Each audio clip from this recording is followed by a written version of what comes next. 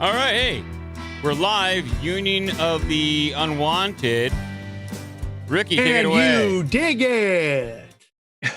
What's up? Another episode of the Union of the Unwanted, hosted by Midnight Mike, No BDM Show, Charlie Robinson from Macroaggression, Sam Tripoli from the Tinfoil Hat Podcast, and of course me, Ricky Bermas from Ripple Effect Podcast. Today we're going to do an episode on false flags, which I know in the conspiracy theory world, alternative media world, it's a topic that has been beaten down quite a bit and people have heard over and over again. But I think this is relevant because it almost seems like the public needs a reminder that the government will lie to you for their own reasons, and they have lied to you. So, you know, like they say, if you don't learn history, it's destined to repeat. So obviously, I think 9/11, OKC bombing, the anthrax mailing thing, that's all super relevant. So yeah, I mean, any specific one you guys? Well, let's introduce our guest quickly and like the movie that he put out, and then we'll get into it. Yeah, you want to introduce yourself, Massimo?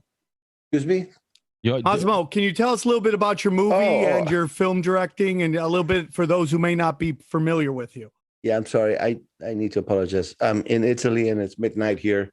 It's been a long day for me, so I was Thank you so much. Thank you for joining us. We appreciate that. Thank you. Listening to. I lived in the States for over 20 years in Los Angeles. I returned here 7 years ago in Italy. When I was in the States, I did a few documentaries, namely at least 3 on 9/11.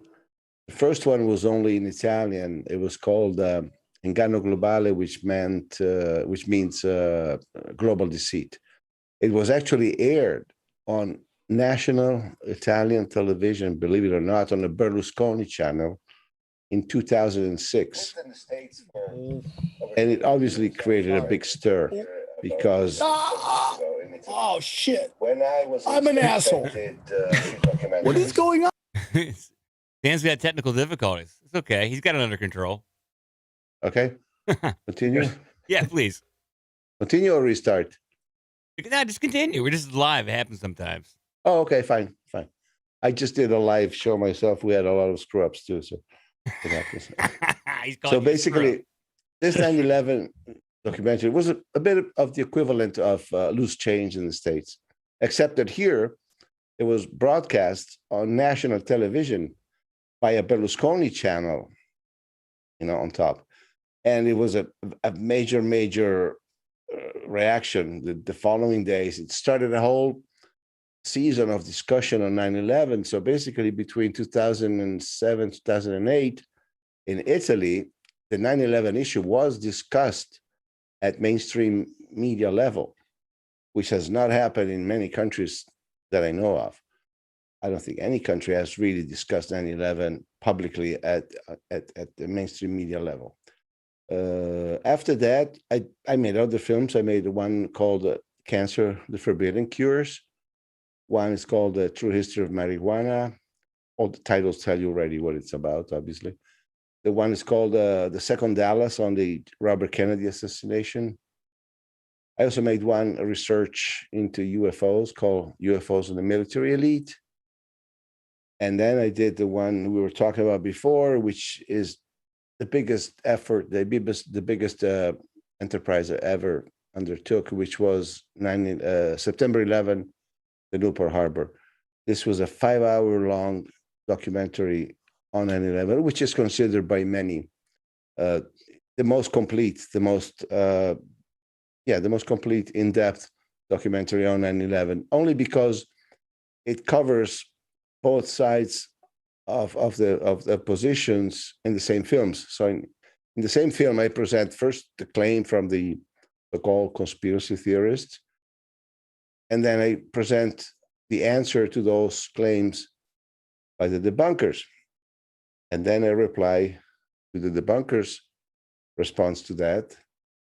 So this is why the film is 5 hours long. It's not because I enjoy taking forever, simply because you need to cover everything in detail. And then after that, I gave up. I stopped with dealing with 9/11. I took up 10 years of my life studying 9/11, and it was really enough for me.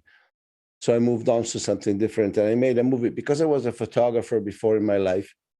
I made a movie on what I believe to have been the fake moon landings, the moon hoax theory, not from a astronautical or aeronautical point of view, but from a strictly photographer's point of view. I mean, I was a professional for 30 years as a photographer, so I know exactly why, and I can explain why the moon pictures are taken on Earth with artificial light in a studio. Now, whether that means that we never went to the moon or not, I don't know, but I do know for sure, and I believe I have proven that the pictures and the images, the videos and the pictures that we think are from the Apollo missions are actually shot in a studio on Earth. That is pretty solid evidence, in my opinion. So that's basically what I've been doing in the last 10 years, 15 years. I love you, dude. Me too. I have had watching parties of 9/11, the new Pearl Harbor, and American Moon. Like, I'm over the moon. Okay, so you basically all conspiracy theorists here tonight? Yeah. We love what you're saying, and I agree with everything you're saying, and I'm honored to have you on. And thank you so much for joining the Union of the Unwanted. This is really great. You've actually had parties watching my movies? Is that yes, true? It's there. Okay. You change it from theory to reality. I mean, it's very clear. You prove it. The rest of us theorize, but you lay it out. I mean, the American Moon thing. But the 9/11 one too. I used to be on terrestrial radio, and it would be hard for me to kind of dig into 9/11 to the regular mainstream audience. And I would just urge people to watch your 5-hour documentaries on my website. And American Moon also, there's just no denying the evidence that you present on that. It's not right. It's not everything, but it's strictly coming down to the photographs. I'm completely convinced by your documentary. Well, believe it or not, there are people who are still not convinced. And again, this proves that people really believe what they want to believe. That's just fine, I've stopped forcing people into believing what I believe or sharing my beliefs. I've decided since the Pearl Harbor movie, I decided that I simply present the facts at the best way I can, and then I leave it to. I'm not going to argue after that, because sometimes you deal with an aspect of human nature, which is the denial aspect. And I've found that if some people, for some reason, just cannot accept a certain conclusion, it doesn't matter how much proof you put in front of their eyes, they will not accept it. So I'll stop pushing for that. But of course, when I find people who understand the evidence and appreciate it, I am happy for that. For instance, sir, I didn't watch your movie on the moon, but for instance, isn't it just more like cost effective to do it on the ground here? Like, I firmly believe that we went to the moon. We have been to the moon, but because of the Soviet Union and the space race, we had to ensure we had some propaganda to show. So it was a mixture of reality and stage stuff to create a complete narrative. Right. So what you're basically saying is the pictures could be fake, but we still went to the moon. Yeah. Which is a very common intermediate position. I found a lot of that, and I respect that. It makes sense, apparently. No, what I'm saying is it makes sense logically. It's very feasible. Technically, there's a little problem with that. I don't know if you want me to get into that. I would love it. Yeah. Okay. Think of this. If you take Apollo 11. I'm sorry. Is anybody has their speakers on? Because I get my own voice coming back. Pretty frustrating. I do not have it. No. Okay. Do you have another tab open? Maybe you've got your own thing coming back at you. Maybe it's me. Oh, I only have the email open, which is you. No. Yeah, if you guys haven't seen his cancer cures documentary, I don't know if you could still find it on YouTube. So when I had Massimo on, it was a while ago, but I remember you could still find just about all his work still on YouTube. And cancer cures will blow your mind, because cancer cures is legit. Like, he's documented doctors and treatments that have evidence to help people with cancer. And each story is so unique, because one will be demonized, one will be called pseudoscience, or another one will be threatened. And it's just like, it shows all these different individual stories of people that had some evidence of success with curing cancer, treating cancer. I've got to say treating cancer because I don't want to get kicked off YouTube quite yet. And it's amazing because once you look into these herbs and you look into, and you know the names and you know what to look for, you can actually search more into this, and you're like, wow, there's like, this was a person who was demonized, who's having success in their little village or their little town.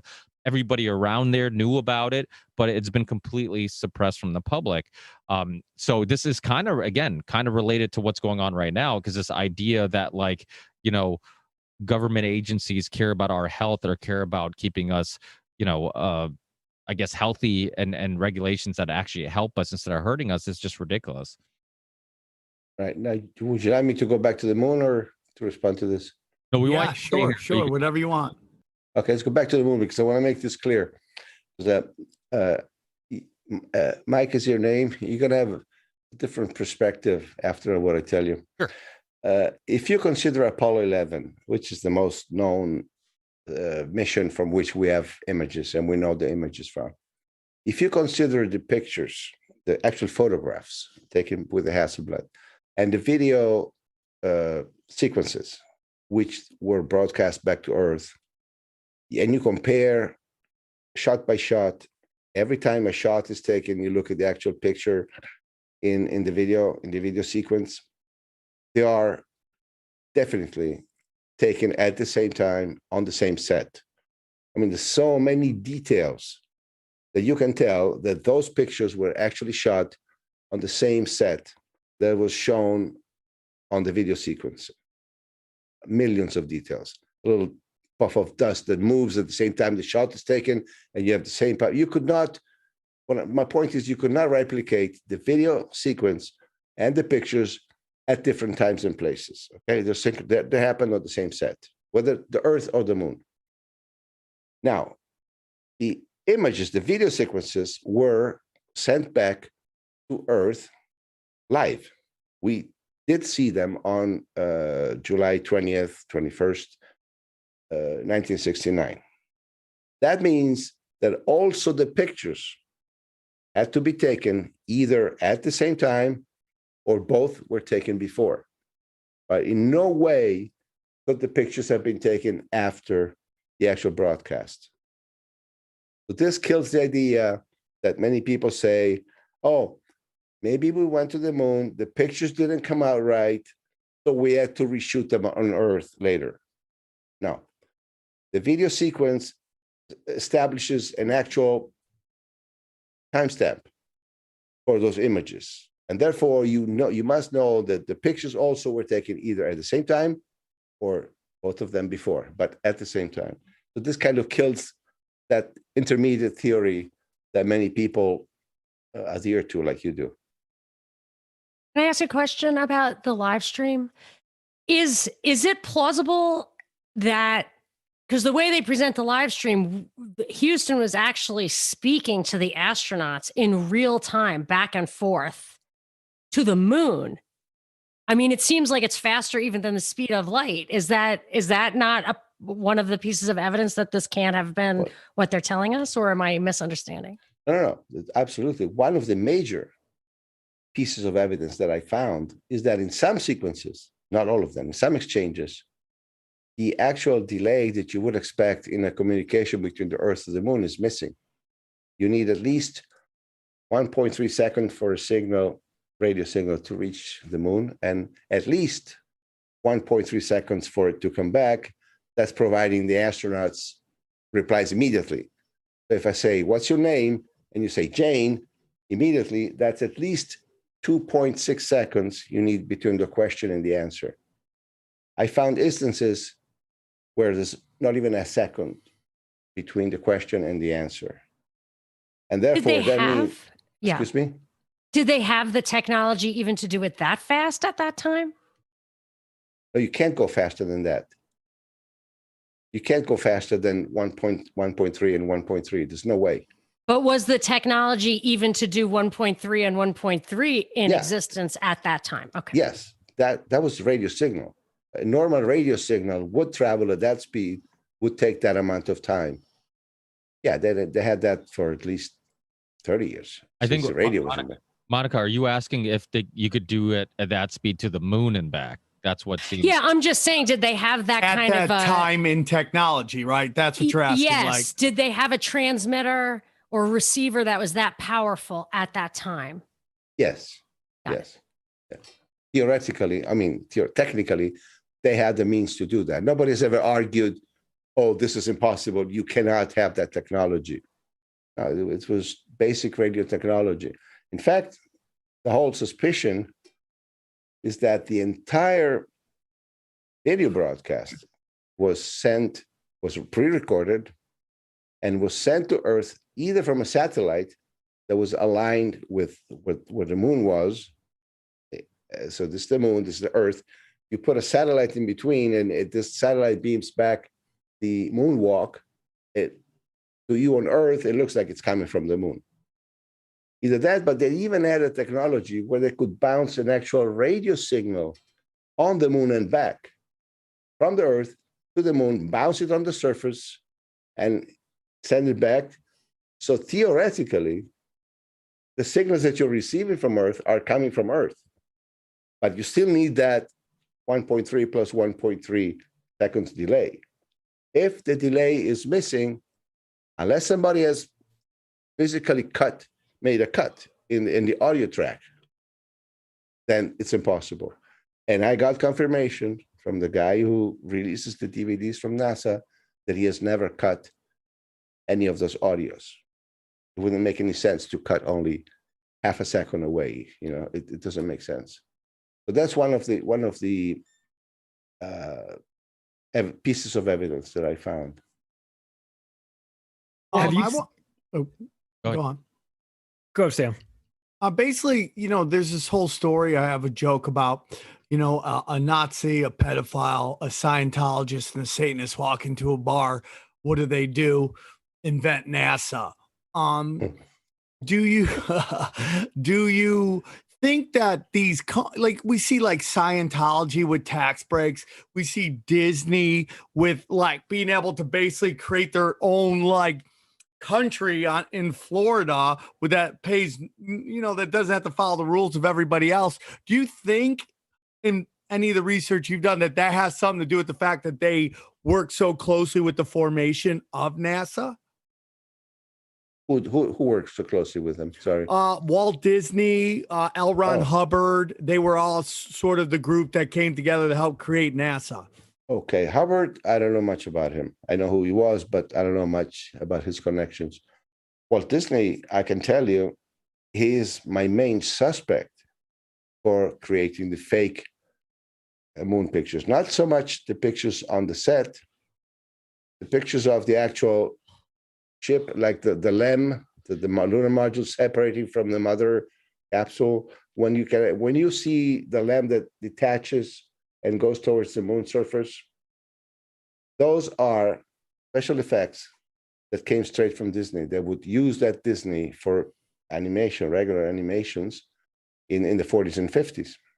And because Von Braun and Walt Disney were real pals, I mean, real pals, they had the same ideology. They were both fascists, or at least that's what we call them here. And they were good friends. And Walt Disney had already, Von Braun had already served as a consultant for Walt Disney when they created movies with the first spacewalk, which is, I think, 1955. But we're talking about, they went back at least 10, 15 years. So more than Kubrick, because the story has it that Kubrick was the one who created the fake images of the moon landing. I don't believe so. I never believed that it would have been necessary to call anybody like Kubrick to create what they created in the studio. It was not necessary, but you did need some good animation technique that might have come most likely from Disney. So now you have a new culprit. And Massimo, did you see the movie Funny Thing Happened on the Way to the Moon? Yeah. Where they have the audio with a third channel coming in of somebody who is managing the back and forth conversation between the astronauts in the ship and back on the ground, and you hear a question come across, and then you hear an unknown voice say, "Wait for a second," and then say, "Talk." And then the person talks. Like that person was trying to manage the delay back and forth. Was that after Apollo 11, or was that part of that was during Apollo 11? It's the one piece of evidence that Bart Sibrel found, which I think is one of the most damning pieces of evidence altogether about the moon missions.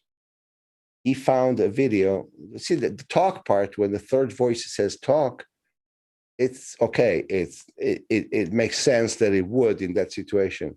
But what he really found is that they were showing a shot of Earth that was allegedly taken from halfway between the Earth and the moon.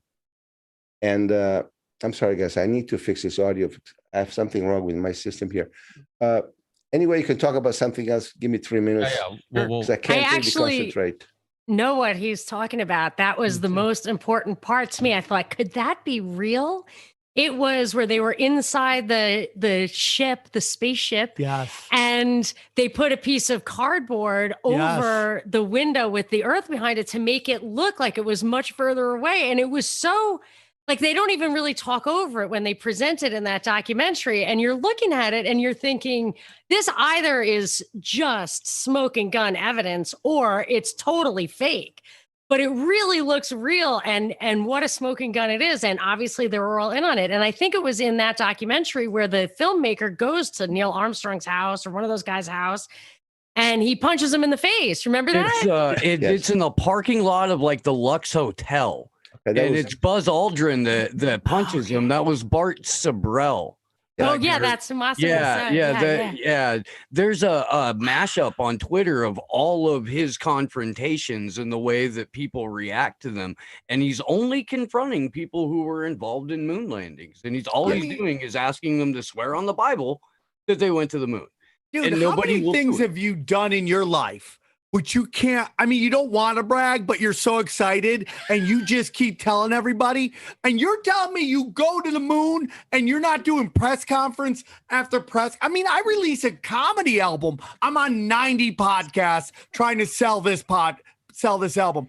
You land on the moon, you're doing no interviews. You're not talking to anybody about it. I mean, you gotta be, dude, the male ego would never allow you to do that. The amount of women you could get from telling everybody you landed on the moon just let you know you would be on. I mean, I think it's not just that though. It's that they look depressed. Like when they got, they're like, you know, like, that's not face. Normal. Like, that press conference with the three of them at the table where they're white knuckling it and grinding their teeth and staring straight ahead.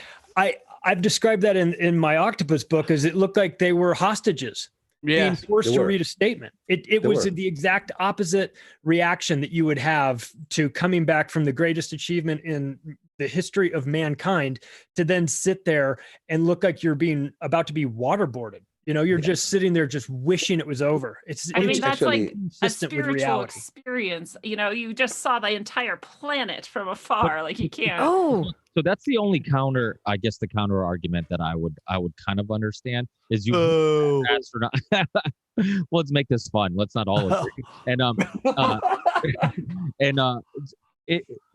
I've heard astronauts talk about how seeing the Earth from a distance like that and putting in perspective that like every single thing that they ever read in a history book since the beginning of time all happened on this little planet that they're staring at, how it is kind of like a spiritual experience. So like I could kind of see like a little bit of like coming back and just like being blown away and like just not being yourself because you're trying to put it all in perspective, what you just experienced and what you just saw and the whole thing. But you're right. I mean, it almost did seem like there were hostages more than that experience, but I have heard astronauts talk about that experience. One thing I That want to sequence- ask real quick is the big, like, I do a show with Brian Callen. He doesn't believe in conspiracies. I believe in conspiracies. We go back and forth, and I thoroughly enjoy the show.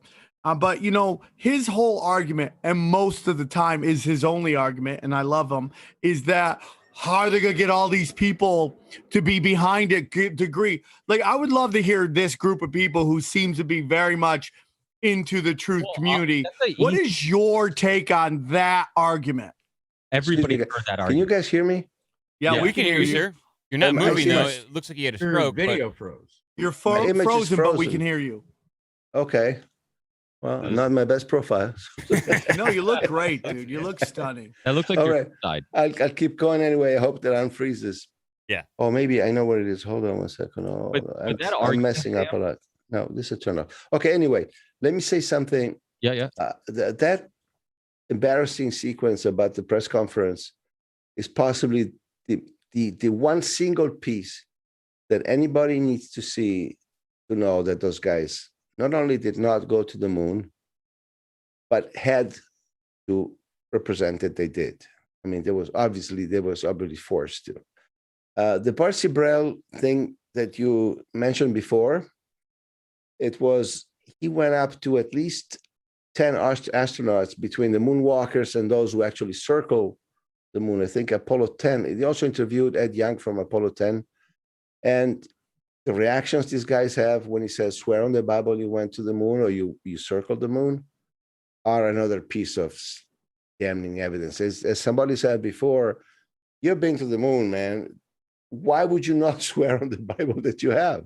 I mean, it's the most obvious Or thing. feel sorry for the nut who says that you didn't. Like, why Right, do you yeah, of care course what I that would. guy thinks? By the way, you don't care. in one case, Barcy Brell offered also Neil Armstrong $5,000 to be donated given away to poor people if he just swore on the Bible. He still then he wouldn't do it.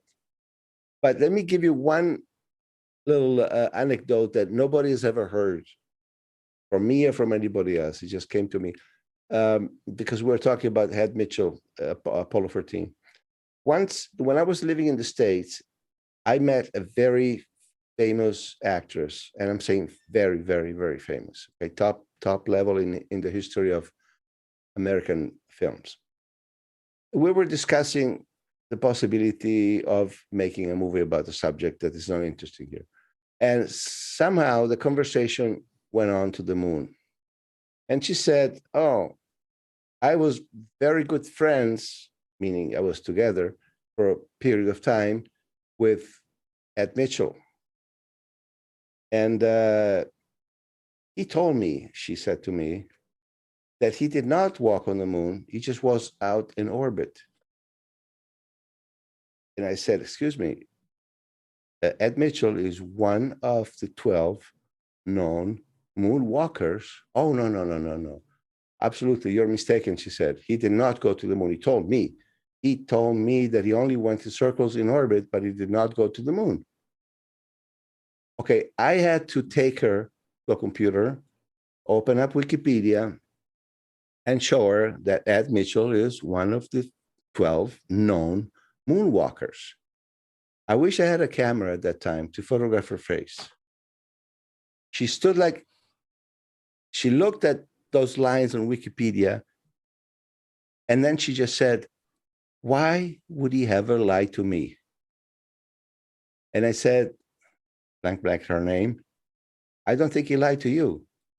He lied to the rest of the world, but obviously he cared enough about you that he did not lie to you. Yeah. That's the end of the anecdote, by the way. Can I ask to take on that? If they are actually around the moon, I think two questions, like, is how much of that stuff is real? And also, are there any pictures of the stars from those other angles? Okay. When I say in orbit, I mean in orbit around the Earth, not around the moon. Oh, okay. Right. My theory, which is also Barcy Brell's theory, is that astronauts did leave on the Saturn rocket. They went in orbit for 7 days, 8 days. They grew their beard, nice. But when the time was to come back from the moon, they just re-entered the atmosphere and came down. So they basically stayed circling around for 7 days. The other question was about? So I always thought the biggest smoking gun, just for the casual observer, would be that they never turned their cameras to the sky. They never took any pictures that would show. The one thing that could justify the scientific mission would be to get a perspective from that other point of the three-dimensionality of like the stars and everything, but there's nothing like that. What's the official explanation? I was laughing because of that. The official explanation for that, they were not sent to the moon to take pictures of the stars. Just think of how stupid that explanation is. It tells you what it needs to cover up. Every Greek philosopher would only ask that. In Not all only that, but likelihood, they would have remembering- lost the negatives, or they would have, taken double exposed the pictures. I mean, didn't they lose the footage of Look, the actual in like, moon landing and all 1969, that? in 1969, they didn't even have Hubble. So this would have been a unique opportunity for them. They had a 500 millimeter lens on the spaceship, the command module. This guy, Collins, the third one, is rotating around for at least, I don't know, half a day, 1 day, has nothing to do. While the two are officially on the moon walking, he's going around with nothing to do. You just check, gauges and everything. He has a 500 millimeter lens, which is a long telephoto, very powerful. It's the first time that a long, powerful lens has been outside the atmosphere, because we can take pictures of the star from here, but the atmosphere makes them blurred. We don't get a sharp image. So he would have been the first opportunity a man had to photograph stars and galaxies with an extreme sharpness, which we only would see after when Hubble came about. We didn't have Hubble at the time, but he did not think of taking one pictures of the star. Well, Massimo, I have a question for you in regards to the moon or 9/11 or any other false flag. There are other superpowers like Russia that could call BS. Why don't you think they call BS if they can see through these lies like you have or anybody else like us? Well, they probably more than see through the lies, they knew. But take yourself back to 1969. I'm dead. I'm not even alive. But okay, I'll do it. Imagine. Okay, I will. Imagine. It's the end of 1 decade of race to the moon. Super tough competition. The Soviets started ahead with Sputnik. They were always ahead. First man in orbit, the first woman in orbit, the first dog. They're always first. America is always second. Finally, officially, the United States catches up. They win the race to the moon. Can you imagine if the Russians had said, "Oh, no, you didn't go"?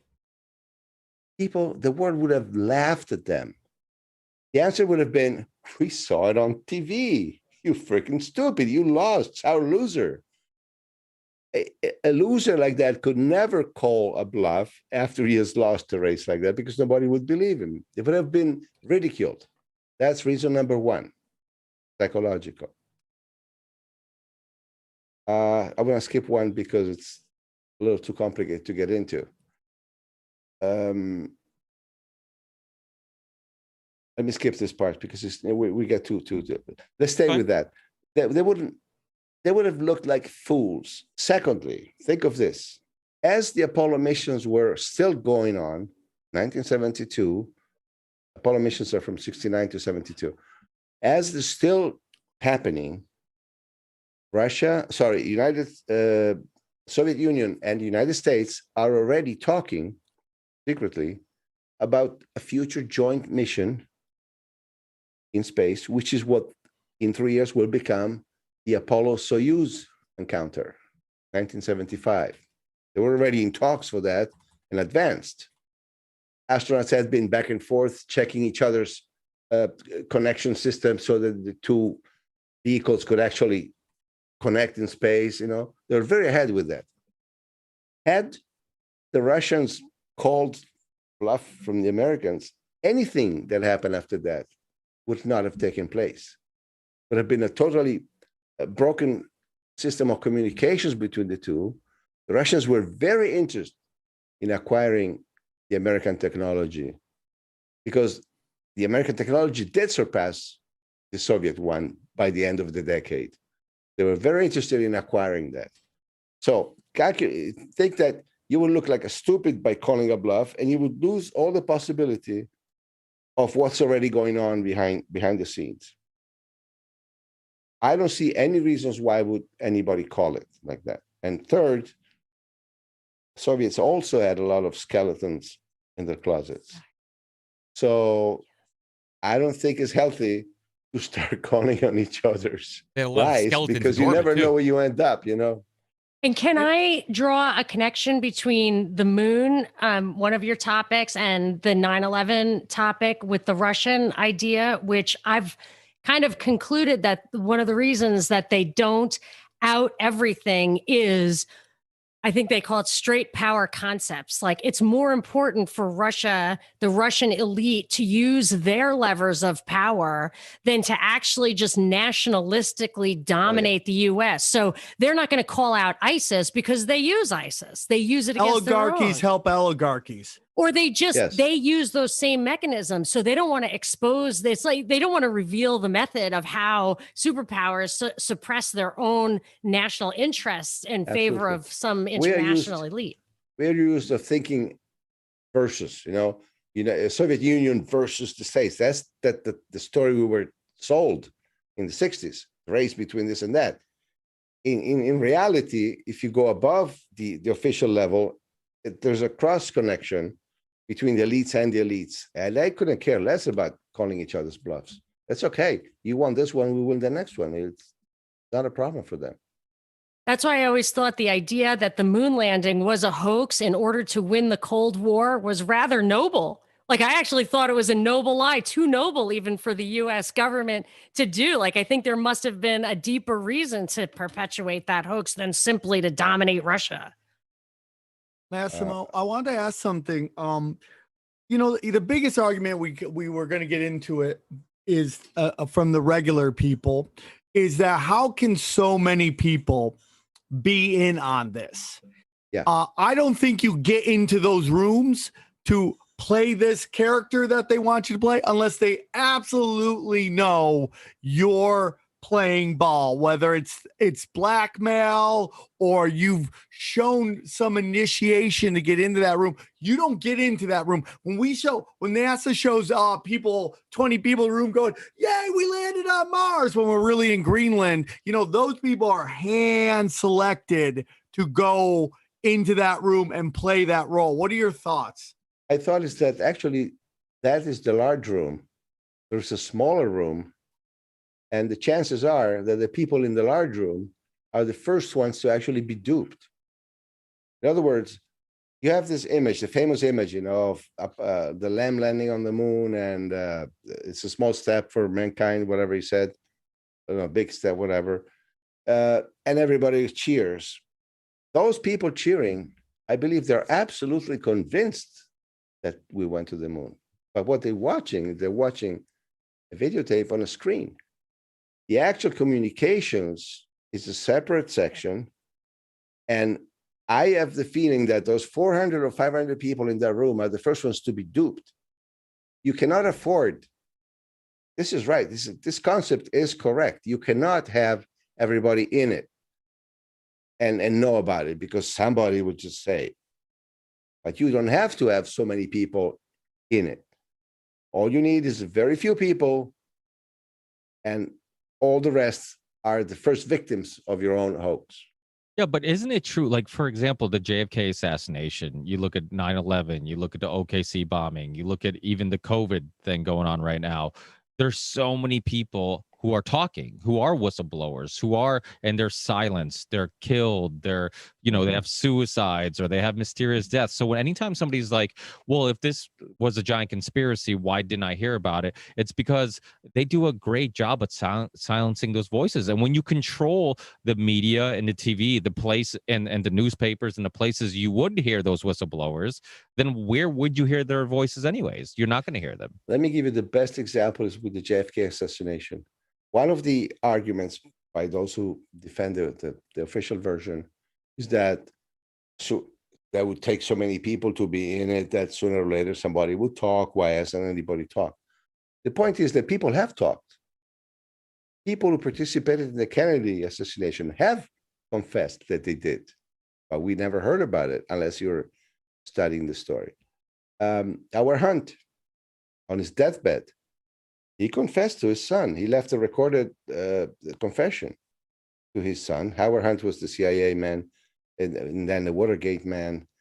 And he was always suspected to having been in Dallas on November 22nd, 63, but was never proven. He actually admitted to having been there and with the people, and he even names of CIA. I think he names Cord Meyer and another one I don't remember, Morales, people from the CIA who were there and participated into the assassination.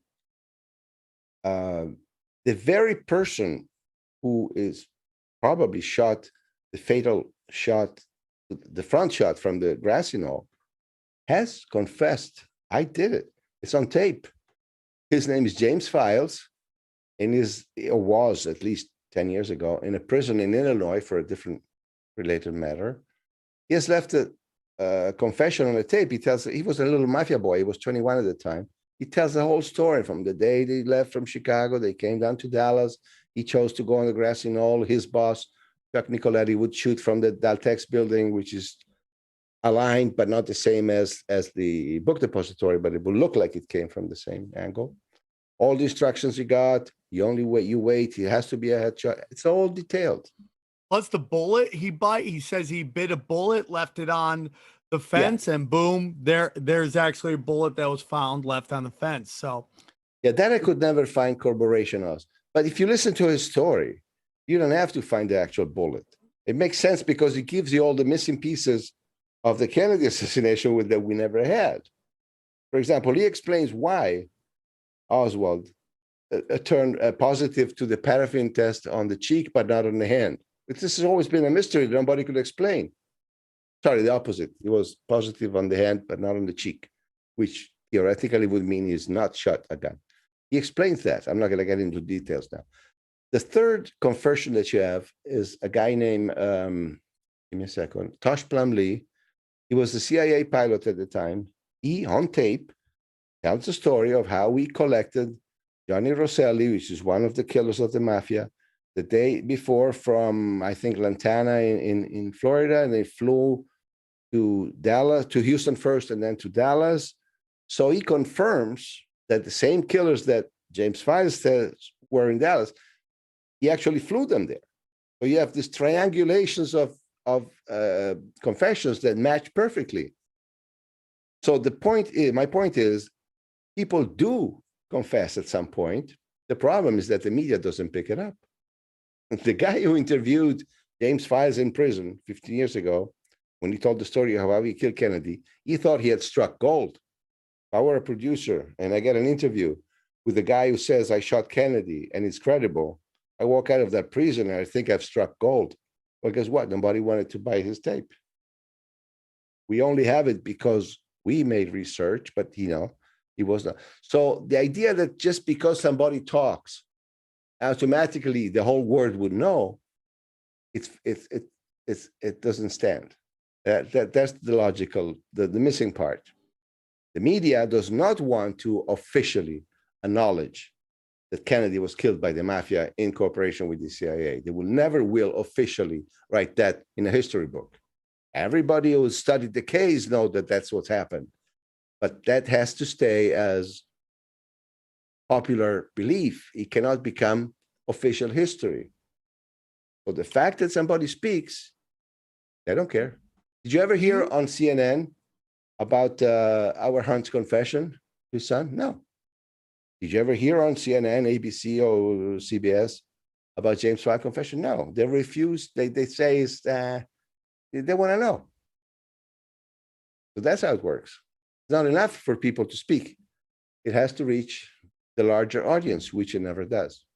What I always find is whenever these events happen, and the best example of this was the Vegas shooting, where like the intelligence people, and I'm sure in intelligence, there's a lot of good people, and like any group, any organization, there are some very bad apples that are up to no good. To blanket statement any group is just ridiculous. But what I watched in the Vegas shooting was the FBI showed up, and what they do is they set the official narrative, and that's what we all work from. And from there, we all the truth community has to go and start picking apart, and we have to fight against that, because for some reason the people that have been lied to forever are, I call them goldfish, because they only see what's in front of them. They don't remember anything that happened to them 2 seconds ago. They just go off that narrative, and we must work off that narrative, debunking all of that. And they set the precedent in which we must work from. And that's the most damaging part. And no matter how many times they're caught lying to us, the masses don't seem to want to remember it, because I think in their heart of hearts, they don't want to believe that the enemy is within, or that the world is this dark. It's great to have boogeymen out there, right? Like these people that were like, Al Qaeda over there's the bad people, or the Nazis in Germany are the bad people. But it can't be a small group of powerful people within our own intelligence or government, because that's not how the world works. The meanies are over there, not over here. And we just end up pushing back against that. I mean, what are your thoughts on that? This takes us back to what we said in the beginning about the denial. And the reason why I don't push my findings on people, I don't force my conclusions on people, because this mechanism of denial it's very precious, very important for people to maintain their psychological balance. So if somebody is well equipped enough to accept an uncomfortable truth, the truth is welcome to them. But if they're not equipped for that, you're just going to destabilize them and make an enemy, and they're going to hate you for breaking their own bubble of security in which they think that the world exists. So that's why I never insist. When I start a discussion with somebody, if they're interested, I give them what I have, and they can do whatever they want with it. But if they don't ask, I'm not gonna. I changed. I used to. Oh, come on, think. I used to push everybody to the extreme, and of course, then you just make an enemy, and people just hate you, and they still don't change their mind. I think this goes back to why it's so important for people to be healthy in their own selves, and work on healing, because I don't think you can get to that point. Like you said, you have to be well equipped enough to deal with the truth. If you're a broken, scarred individual, you're never going to get there. And so, it's just a little, goal for people, you don't even need to be broken and scarred. All you need to do is a little bourgeois with your little mentality. Like even here in Italy, for example, many people have this great idea that America is the greatest democracy in the world, okay? Of course, we have that idea. We have been soaked in propaganda for 70 years after the war, so of course we believe that. And even very intelligent people, very cultured people, journalists who know what they're doing and have dealt with problems in the world before, sometimes talking about 9/11, they say to me, your work is very, very on point. So it's very accurate. And I really cannot dismantle it. I cannot debunk it. But this is too big of an idea. Americans would not do this to themselves. So they have this preconceived idea that America is the perfect place. And there's nothing you can do about that, because it's the premise of the reasoning. So no matter how late you come with information at the end of the reasoning, if the premise is Americans would never do this to themselves, that's not going to change. A quick question real quick.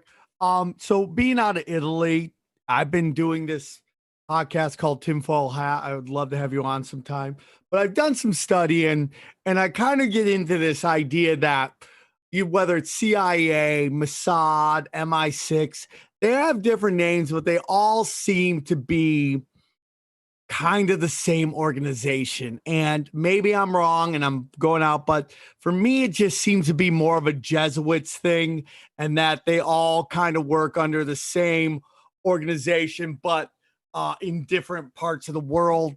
And that, organized crime, how many of these countries, like whether it's Europe North and South America have like these crime families or these crime organizations that seem to have a real Catholic base to them. The Italians, the Irish, the Mexican mob, they all are like strong Catholic roots.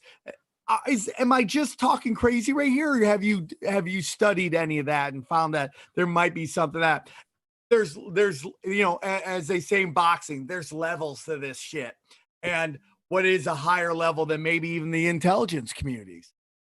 It seems to me like you're looking for a religious connection when you mentioned Jesuits. I'm not really Jesuits. into religion. I don't think the Vatican is really religious, in my humble opinion. No, okay, well, whatever. We're talking about finding a connection at that level.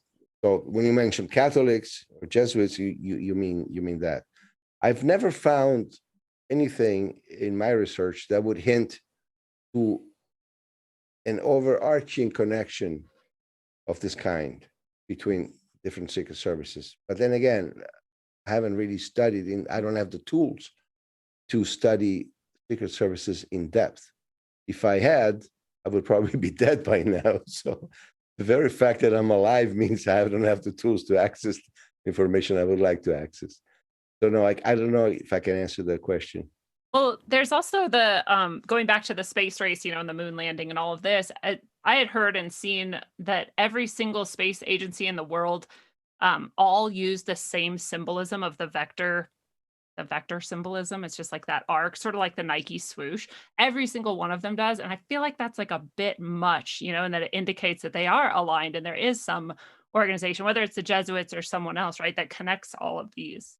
Okay, space agencies are different from secret services.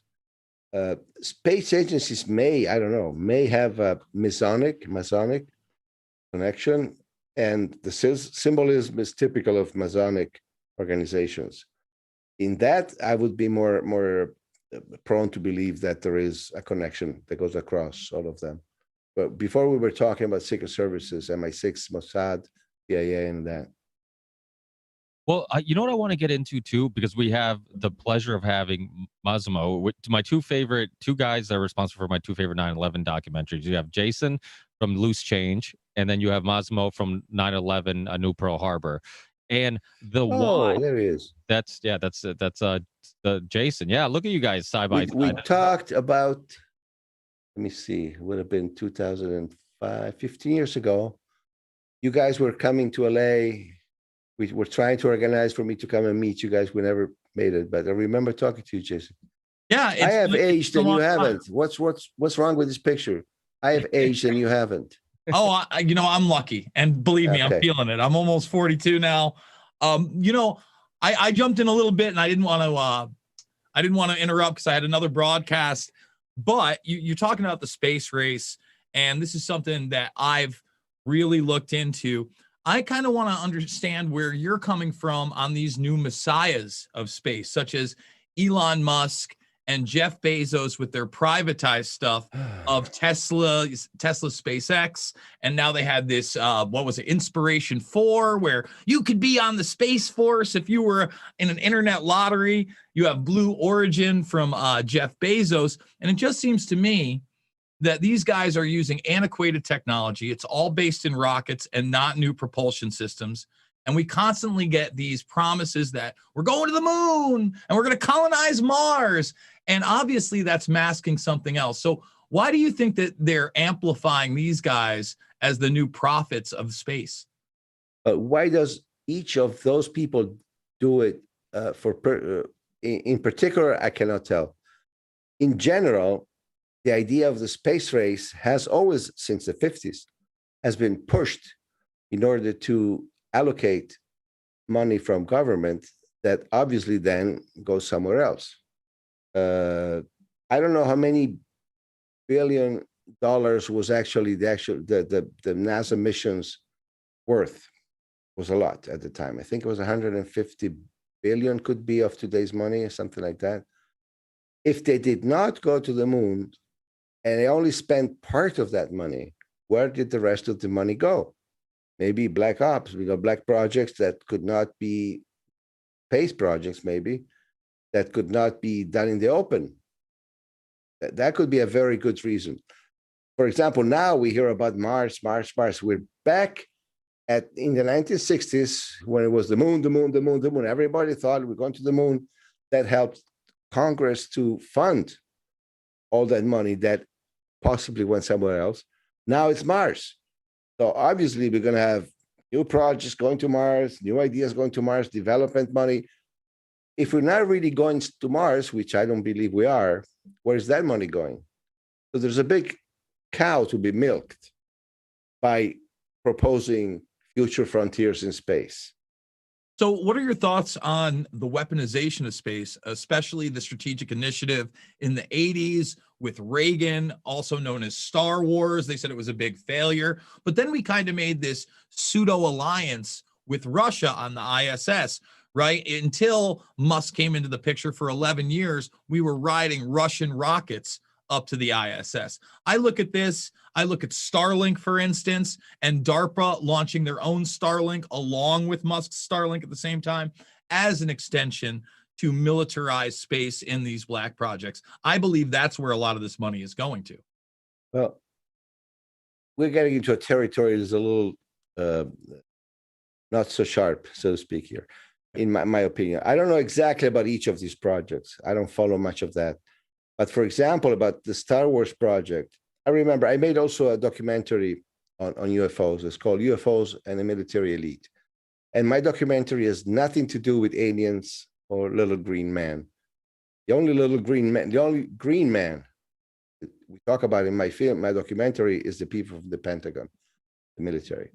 And my documentary is about how all the information about possible UFOs has been suppressed in history from the 1950s until today. But in that documentary, I remember having one clip from somebody, I don't remember the name, who actually was a whistleblower who said, you guys think that all the satellites we put up on the sky serve somehow the Earth system? He said, let me tell you, more than half of them are pointed outwards. They don't care about what happens on Earth. They're pointed outwards, and he left it there. So I believe that this is why I'm saying this is a territory where it becomes very iffy, and I'd rather not step into it right now. But I think that a lot of where the money that we cannot know about goes has to do with this possibility of being attacked by outer space, from outer space. My opinion. I cannot prove that for sure. And isn't the similarity with all these stories, like it doesn't matter if we're talking about the OKC bombing, the moon landing, whatever it may be, 9/11, that there's always a incentive for the government to get more power, scare us into like just giving up our freedoms, giving up our rights, giving up, power. And it all seems like that's what it is. That's what it's about. It's I mean, Chris Emery's here. He could talk a little more about. Hey, Ricky. Hey, how are you, Chris? Thanks for joining us about OKC bombing and Noble Eye, and of course Massimo and Jason can talk about some of the laws, the Patriot Act, and some of the other things that happened with the spying and all that stuff that happened after September 11th.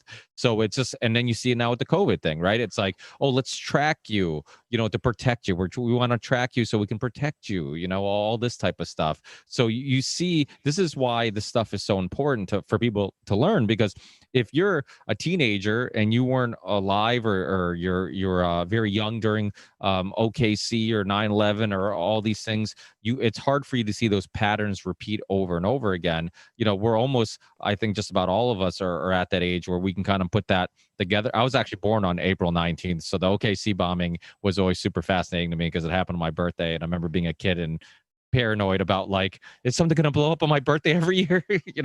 But yeah, so do you guys, do you think that's one of the reasons why this is so important to kind of remind ourselves and remind others that like, hey, stuff like this isn't new. Stuff like this has happened before, and it's been used to, to give us, give up our rights. Are you asking me? Anybody, I guess. I think so. General Parton, one of the experts that we interviewed in our film, by the way, thank you for having me on. And I want to do a shout out to Jason. Jason and I go way back. He inspired our crew to do the documentary on the Oklahoma City bombing. And I believe they were at least halfway through or through their third film on the Loose Change series at the time. So thank you, Jason.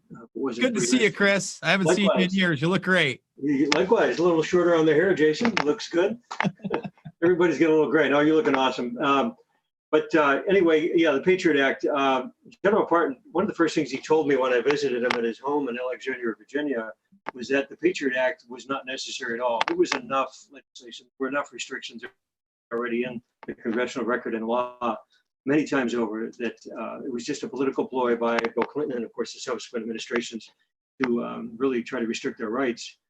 And he was very upset about it. And he said it took a tailspin on our rights, and we would never ever be able to recover any of that after. And of course, he was right, especially if you look at where we are today. I'm doing more and more vaccine passport stories. I did several on them today. I think Naomi Wolf, who I interviewed 12 years ago on her End of America documentary and book, has been really the most vocal person, at least on the left right now, and the most realistic person, and the easiest person to convey that this is not just about a quote unquote vaccine or a virus, that anything can be uploaded to this and it's very scalable.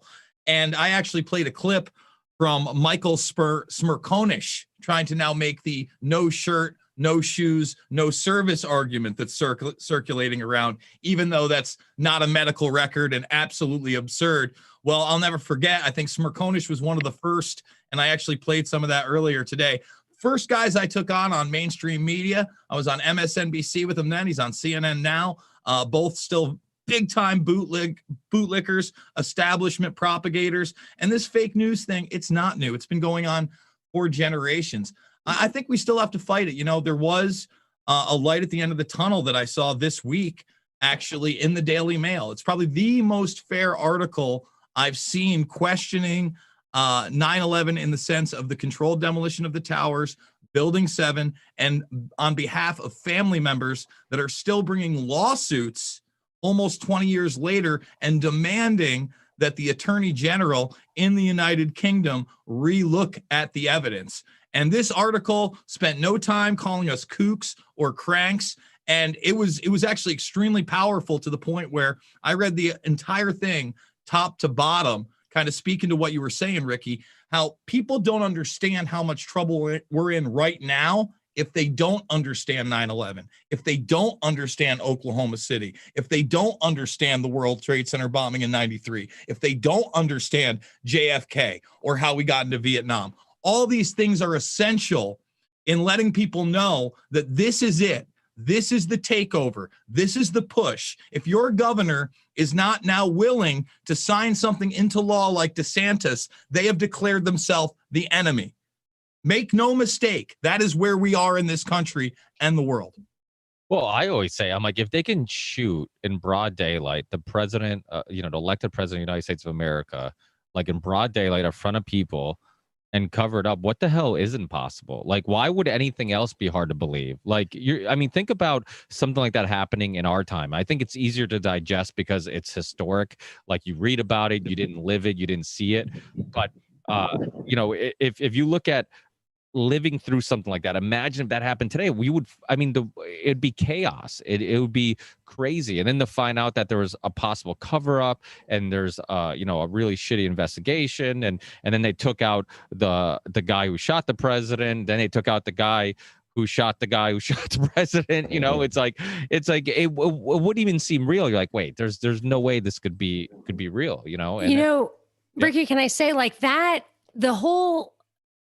that whole scenario, the things get crazier and crazier, but it all rests on people believing like the mainstream media propaganda. And this is what I wanted to ask Massimo, who's saying like, he makes these evidence-based documentaries like other people here.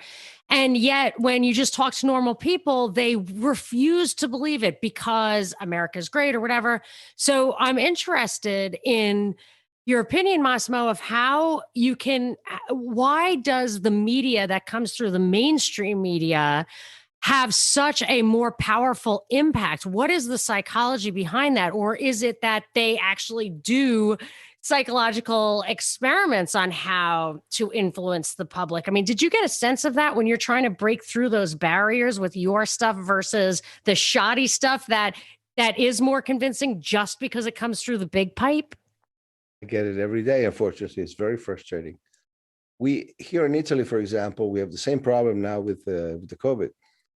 We are about, I would say, 5 to 8% Italians population, maybe, who has really realized what's going on, the big scheme of the big reset that's going on with COVID.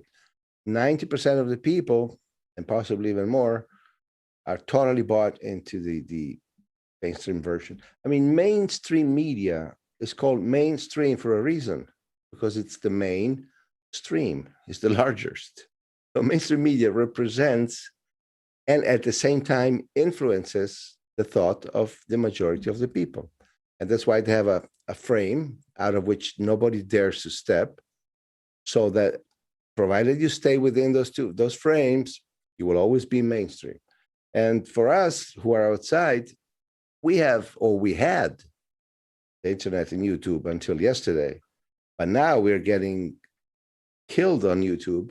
I get one video removed every other week because of medical disinformation. You know, I'm actually showing just official documentations and putting A and B together, but of course they decide what they want, and because it doesn't match with what the OMS wants, then they just remove the video. So we don't even have that anymore.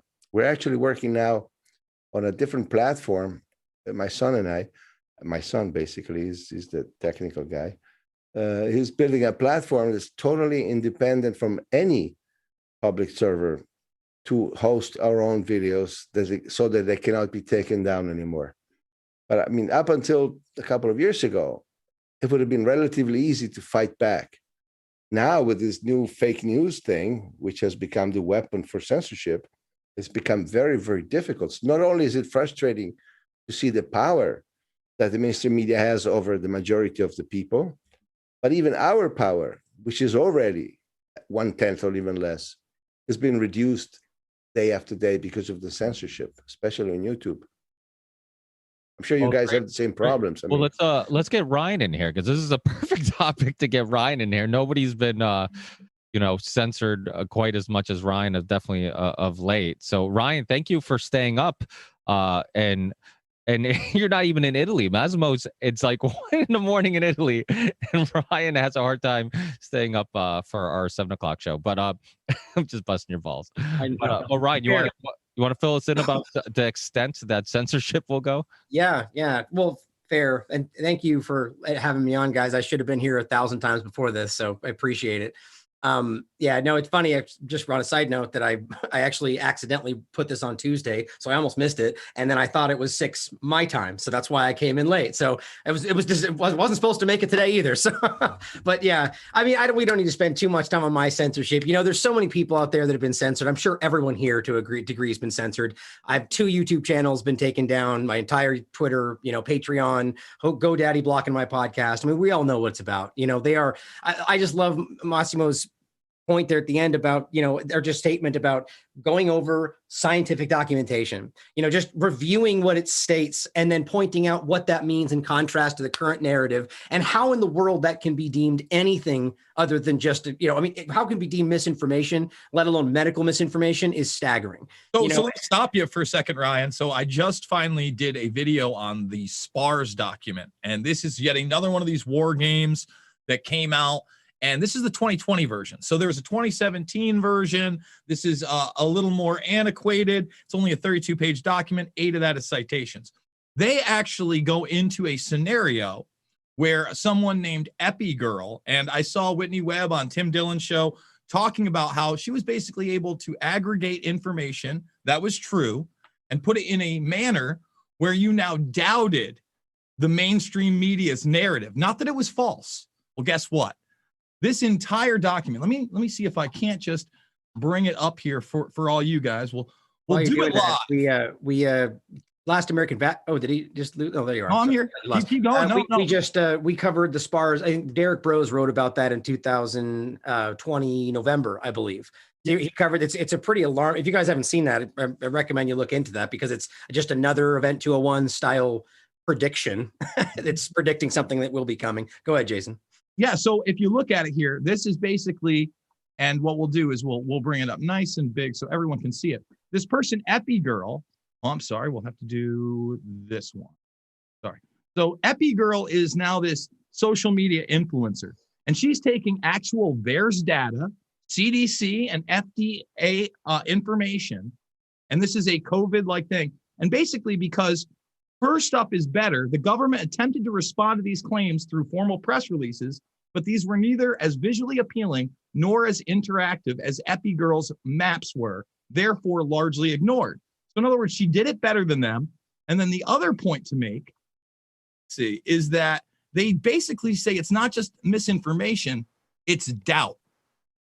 So responding to misinformation or doubt. So you basically can make a better argument based on the available science and cause doubt in the mainstream narrative. And now that also has to be censored. And that's what Massimo was talking about, right? And the crazier part about that, Jason, to point out about is that what Jason is reading is a is a document. Like, think of it like Event 201. So what blows me away is that they're documenting in their hypothetical situation how they're choosing to manipulate genuine coverage because it creates doubt. So they're stating for us, they'll hide the truth if it creates vaccine hesitancy or however they want to frame it. That's not even a hidden concept today. It's just, that's unbelievable. Well, no, it happened to Whitney. That's why she got booted from Patreon. Yeah. The email said, well, first it was like, here's an example of the misinformation, and it's blank. And then when they finally kick her off of Patreon, they tell her, like, it's not that it's misinformation, but it could cause doubt in people. And that's, well, that was Patreon's official reason. Specifically what they said, we covered this in the interview. Yeah. They basically broke it down to say, well, you're allowed to discuss this. That's fine, right? To talk about it all you want, but you can't spread medical misinformation. And so the point was, when does discussing something become misinformation? It's clear when you source it. When you source that material and show the documentation and state it and talk about it, well, that's not allowed. But if you just discuss it, that's okay. Right. So they made that very clear. They don't like when you prove what you're saying, not on Patreon. But there's an actual clip from the director of the CEO of YouTube, which we ran a few months ago. We found out you probably all have seen it, too. When she said she's interviewed, I think, by CNN, and she says, clearly, we will censor and we will remove any content that does not match with the WHO directives. So anything you say that is against whatever WHO said would be automatically removed. Doesn't matter whether it's true or not. So WHO is controlled in large part by Bill Gates. WHO now, WHO, OMS in Italian, World Health Organization. Yeah, WHO. WHO controls YouTube. So basically Bill Gates decides what we can say and not say on YouTube. And you know what's even crazier on top of that is that the WHO has stated more than once that they don't recommend lockdowns for the primary source of, containing whatever. And yet all these governments are doing that as their primary source of control. So who is not allowed to challenge the WHO? Just people covering what's happening today, right? It's counterintuitive across the board. It's ridiculous. Another thing in this SPARS document is they want to do models because it takes place between 2025 and 2028. And one of those models, the ideal model, is a UN-based society. So in other words, if you're the UN model, then everything's gravy and it's the best thing since breakfast. Now, instead, they chose a quote-unquote echo chamber model where we're more divided than ever, okay? And it's pretty crazy when you read it because they also say that this virus, which is almost identical to COVID-19, except for it has a high mortality rate in children as well as another motivator, okay, is that it's caused by climate change. And it's another zootroponic disease. So in other words, bat, pangolin, horse, fist in your ass, whatever anybody wants to believe. But it doesn't come from a lab or anything like that. It's nuts because it also sets up a compensation fund via the government And it says that these kids get neurological disorders, but when the lawsuits come, they have so much money that they can buy off the parents. And instead of white supremacy, they're actually concerned with African Americans. They name Tuskegee by name, but also Muslims. And isn't convenient that this attack on our now militarized capital with a zombie in office that's not awake 4 hours a day is a militant black Muslim who's associated with black supremacist Louis Farrakhan. So no, it gives them an out on their equity as well now, because now if you're a bow tie Muslim, you're just as bad as the white supremacists, and we're allowed to say that because you charge the capital. Just food for thought. Well, and that's the thing. That's why all these events are kind of similar. Because I mean, look at the things like 9/11. Obviously, there's documents that what was going to happen happened. I mean, I don't know if you guys saw the CDC investigation by Full Measure, but it was a real interest when the CDC basically got caught lying. This representatives started recording the phone calls with the CDC because they were basically telling people that even if you had COVID, you should still get the vaccine. And he's like, well, that's not right. There's no scientific evidence that even makes any sense that it would be useful at all if you already had the virus. Also risk. Also added risks, they said from the beginning, if you shouldn't take it while you were possibly exactly, yeah. From the beginning. So he started recording the phone calls, and Full Measure has it, of the CDC representatives actually saying like, yeah, you're right. There isn't any scientific evidence. We shouldn't be recommending that. We'll take that down. Then like weeks go by. He calls him again. Then the representative he talked to, who is apologizing, like 2 days later does an interview on some public, news or whatever, some mainstream media, and starts basically just doing the same thing of like suggesting that, yes, if you've already got the virus, you should still get the vaccine. And he's like, okay, now it's not a mistake. Now it's just like they're blatantly lying. And it's just like, I mean, obviously we don't need more evidence, but some people do. I mean, some people need it. It's like, people think the CDC, you can trust the CDC. They think you can trust the WHO. They, it's like, how much more evidence do you need? I'm like Massimo, where it's like, if you don't want the information out, if you're not convinced yet, there's nothing I'm going to say that's going to convince you. Like, to me, it's just almost so obvious. Like, what else do you need? Ricky, well, that's part of the... Sorry. I'm sorry, but today on this CNN clip, they had a representative from IBM talking about a trust triangle, okay, with their new COVID pass.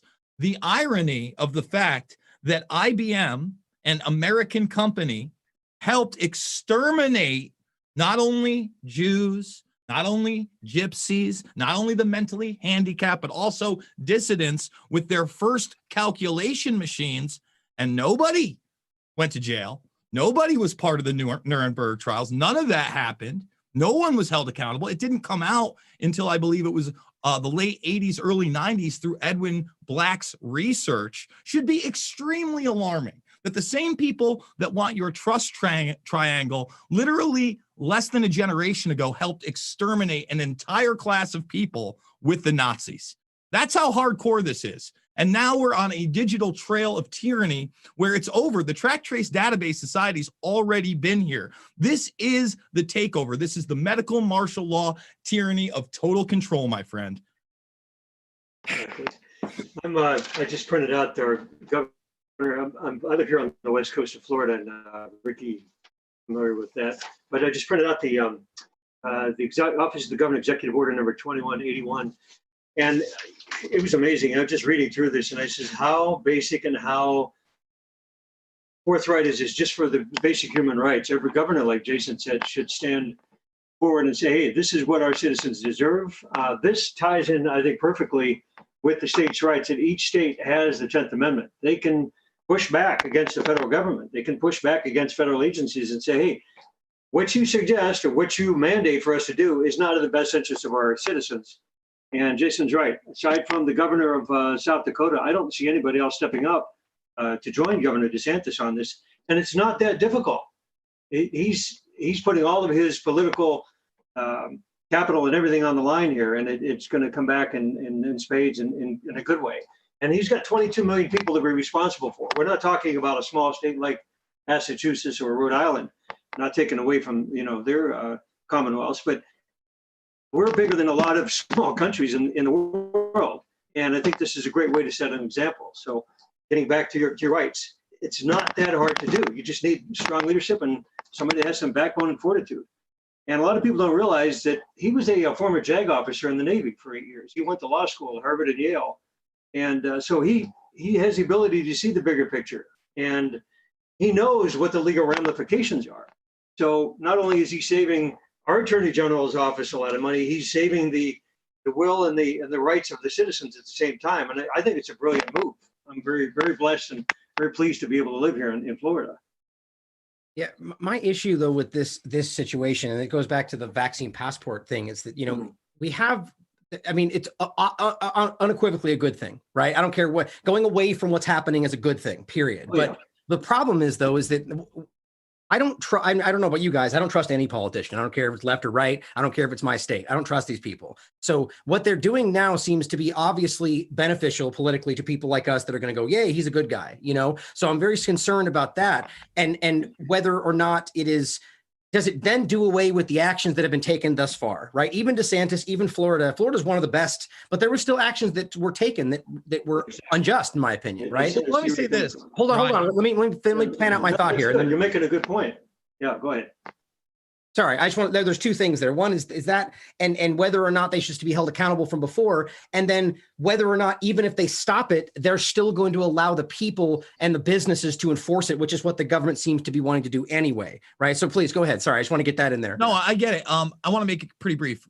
Missouri worries me, right? Because this guy said he's not going to mandate it, but he has no problem with private businesses, coercion. I've already played the clips of the wellness health safety seal. Your small business is going to have to renovate. They want to nationalize it. I totally agree with you, but I also see the danger. Look, we can already agree for the most part, we have a uni party, right? And, you know, they're owned by the same people.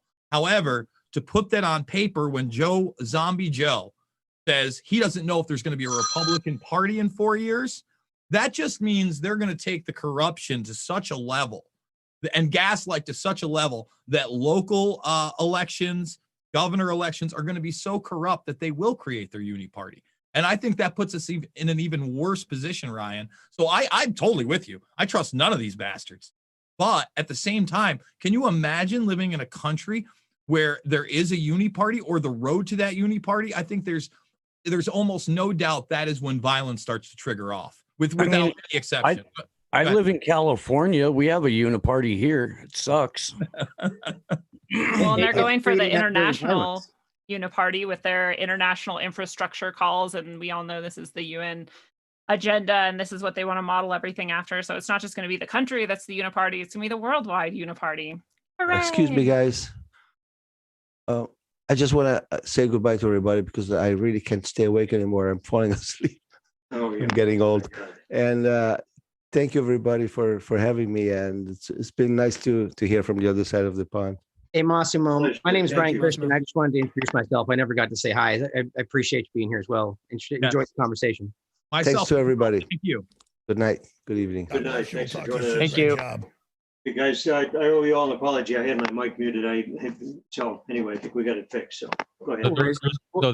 There's a little bit of clicking, Chris, when you talk. Like, are you guys hearing that a little bit? Like a little tick or something, like something's next to your mic. I've got it on the my laptop here, so I'm not sure. I'm not touching anything. Oh, okay. Okay.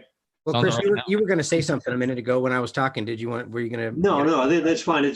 You're right. I mean, it's hard to trust politicians. So there is an underlying current here. It's like, okay, you know, he's a great governor, but what is the end game here? And what I've seen him do, even on local television, he slammed Disney World. He slammed some of the big corporations and said, hey, you know, you can make all the rules you want, but this is how it's going to be run out of the governor's office. And, you know, I'm going for the private citizen. You're not going to shut down businesses. You're not going to coerce them. You're not going to make them have vaccines. And they did pass a lot of people aren't aware of this. They did pass another piece of legislation that will make it illegal for people to sue venues, those that want the vaccines, under the guise of putting, you know, people are in danger by going out to a rock concert or a football game. So that takes that whole layer away of litigation away, and people are going to have more freedom to go back and do what they were doing in the first place, you know, more than a year ago. So 90% of me is saying, okay, this guy's at least heading in the right direction, and we need more people to step up. But what's really sad, and it's like, geez, I lay in bed awake at night, and I says, what did it take for us to get our basic freedoms, stripped away? Why do we have to go through this to get back where we were even 18 months ago? This is insane. And everybody's bringing up a different point on, and a different view on that. But we should not be doing this at all. Anyway, just kind of venting, but it just makes you think when you see documents like this. I see what our governor's doing, and everybody else is just sitting on their thumbs, or they refuse to say anything. That's a disgrace. What I think it should show us, in my opinion, is that it's always, not always, but this isn't where the change happened. It's already happened, right? 9/11, before that, you know what I mean? Like, so I'm with you, man. It's hard because people are fearful and they're willing to give up things that they aren't even able to give up, if that makes sense. You know what I mean? Like, these are inherent rights, and they're like, yeah, government, do what you want. And this is the problem. This is actually what I was hoping to jump in there and ask Massimo is, I talk about the false majority a lot. And I know there's a lot of people, and rightly so, people that disagree outright or think that doesn't make sense.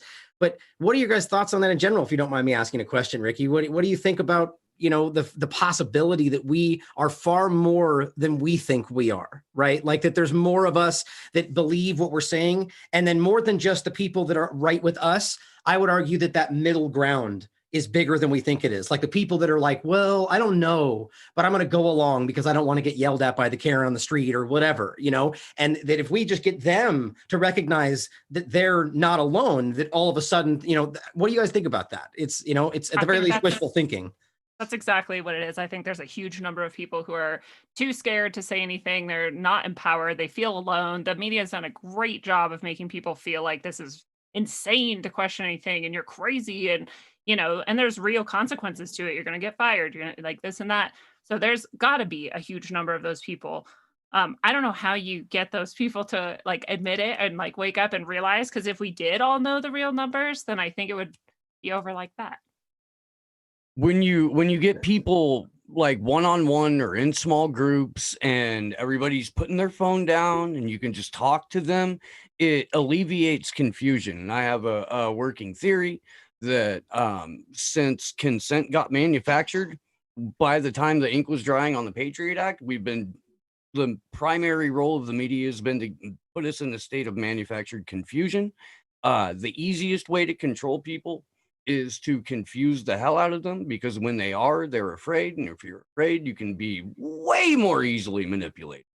So that's what has happened. That's where we are right now. And I agree with you 100%, Ryan. I do. And I was watching the show with Charlie that you did, where you guys talked about that. And from that point on, I've been making a point, when I can work it in when we're live, to be like, and by the way, this is, I really do. I think that if we can all in our way do what we can to alleviate some of that confusion, in smaller groups of people in person, that's how we can get more people to realize this. Because when we do go to an event, then we could in larger groups of people, when everybody gets it, you can tell. And that's a really good point. When you talk to people in person and you're one-on-one and you take the opportunity to be like, you don't try to attack them. It's different when you see people from different sides meeting up at a protest. It's like, because you're already there defending a team. But when you're just like casually talking and they're not looking at you like you're the enemy, and you're not looking at them like they're the enemy, and you're just like putting things out there, and this doesn't make a whole lot of sense, right? And that doesn't make a lot of sense. And the vaccine's not even FDA approved. It's experimental. They're not even doing animal trial. Like, you just put out some information, they'll quickly be like, yeah, you're right, that doesn't make a lot of sense, you're kind of right. So there is a book and a documentary, and I don't necessarily agree with everything in it, but Merchants of Doubt, that it's called Merchants of Doubt, and it's about how, like, if you just give enough information, even if it's conflicting, you win, because a lot of people just throw their hands up and they just say, well, I don't know what to believe, so I'm just going to go with what the TV says, and so it works. You don't have to even debunk the debunkers or any, there's no debunking necessary. Just throw out everything. Throw out so much information that most people are just going to be like, I don't know what to believe. And I'm sure we've all heard that from people, right? Like, there's so much conflicting information. I don't know what to believe. So I'm just going to play it safe and wear a mask. I'm just going to play it safe and stay at home, So I think the difference, though, is that what you're describing there is winning argument versus convincing them of the fact that they're incorrect, right? Because if they just walk away and go, I don't know, right, that kind of leaves them in a same point where they're like, well, and what I actually argue is that this situation has been designed to where people are driven to apathy, where they're like, oh, I don't even know, that's fake news, I'm just going to listen to what the government tells me, I think that's like the design there. What I've taken to doing is I'm still trying to like remember and commit myself to doing this, but you engage with somebody, and instead of coming out and being like, you're incorrect and here's why, be like, yeah, I agree, I'm right there with you, but I did see this study the other day that made me think, so you start off by, and there's a level of dishonesty to it, a white lie if you want to call it that, but the idea is that you let the guard down, where you have common ground with somebody, and then you bring in the study that challenges the whole thing. And then because you're already on their side, they look at the study with the different perspective and go, okay, what this guy agrees with me, so let's see what this says, and go, whoa, that's different. It's just a thought, a different way to come at this, because a lot of people are immediate, because we know they're being trained by the mainstream media to just dig in, no matter what. I'm right, you're wrong, I think there's a bigger problem than just mainstream media. I think it's kind of this infotainment society we've had for the last 20 plus years too. Like, especially the infotainment celebritard culture. For instance, I just played this health and wellness symbol that they're trying to put everywhere. Who's pushing it? Lady Gaga, Serena Williams. I'm not even done. Jennifer Lopez, Deepak Chopra's there. Wolfgang Puck is there. Robert De Niro is there. And for you and I, we've read all these white papers, SPARS included, talking about how we'll get Hollywood celebrities, we'll get influencers. They even talk about social media influencers now in some of these white papers to speak our message. So now you've got someone that you associate with not only like a position of authority, a position of real empathy and love. Like you fell in love with your husband or your wife to that Lady Gaga song. That's where you saw them for the first time. I'm dead serious. You wore Serena Williams' sneakers for a decade and a half. Deepak Chopra is your favorite guru, et cetera, et cetera. Robert De Niro was in The Godfather, brother. So now there's that level to it. I mean, we always had the Elvis Presley and the Nixon connections, but now that we've been totally absorbed and immersed in that, coupled with the fact that anything that can go against them culturally and visually, such as a Loose Change, such as a Plandemic documentary, it no longer gets to gestate for months and even years. You've got hours, days, and a week at best to combat that same thing. So you know what? I try to pierce that. I'm like, I'll try to see what they're into. And if I can find one of those people that I know is on the dole and the payroll, I'll show them a little white paper and go, they hire these people, right? This is just like a paid tweet, right? Like, they don't actually believe this. I don't even know if they're taking it. Like, Ryan Reynolds, for shame, bro. Like, you're rolling up your sleeve and everybody's joking about microchips and the birds aren't real. We're in a fucking real situation here, guys. And I don't take kindly to jokes about my enslavement. And, like, I totally agree with Ricky with the one-on-one stuff. That's where I'm the most effective, when I'm having a beer and we're at Hooters and we like the same things. But unfortunately, Hooters is what you guys like. Well, I like Hooters here because, number one, they don't have any plexiglass up. There's no signs. There's no stickers. It's just like, I like going down to the bars here because there's nothing. No one's wearing a mask. I like Hooters here. All right, whatever. Listen, the point is, place where I can relate. Which one you go to? See, I'm being real. I want all these things, but I don't want to have to fucking scan a QR code to do them. I don't want to have to wear 3 muzzles. I don't want an anal swab. I don't want you in my garbage, period. And never in history are you going to make the no shoes, shirt service argument when that's my medical record and not what I'm wearing to keep my dong in place. Like, what is going on? This is the nuttiest thing in the world. And I think that you got to approach it there. You go with comedy. I've been blessed by moving to Iowa to now I just called a triple MMA event. One time we had to warn people about masks. Basically, the staff was instructed to shut their mouth this time. And you know what we had? Hundreds of people enjoying themselves without masks. drinking beer, watching fights, living life, going to the after party. Okay. And no one died. No one got sick. I haven't heard of a hospitalization. Granted, a lot of these people are in good shape, hence they're MMA fighters. But at the same time, their parents came, their grandparents came, their cousins came. I saw trucker bellies. So we got to stop the bullshit. And that's how you got to show people. You got to invite them to an event. It's like, dude, I'll spot you a couple $100. Drive a few 100 miles, come to one of these things. I'll take you out for a steak. You'll live a life for 48 hours without all these restrictions. And then you'll go back and you'll be like, what the fuck am I doing? And I don't know any other way, because the way they portray it on the media is they're not showing you Florida that's wide open. They don't want you to see the beaches. They don't want you to see these events. They're going to downplay the UFC out in Texas. They want but here's the thing, like even with DeSantis, this is what the Miami Heat are doing. But you'll still have to have your vaccine only section. Guess what? You got the vaccine. You're still wearing your mask in the seats.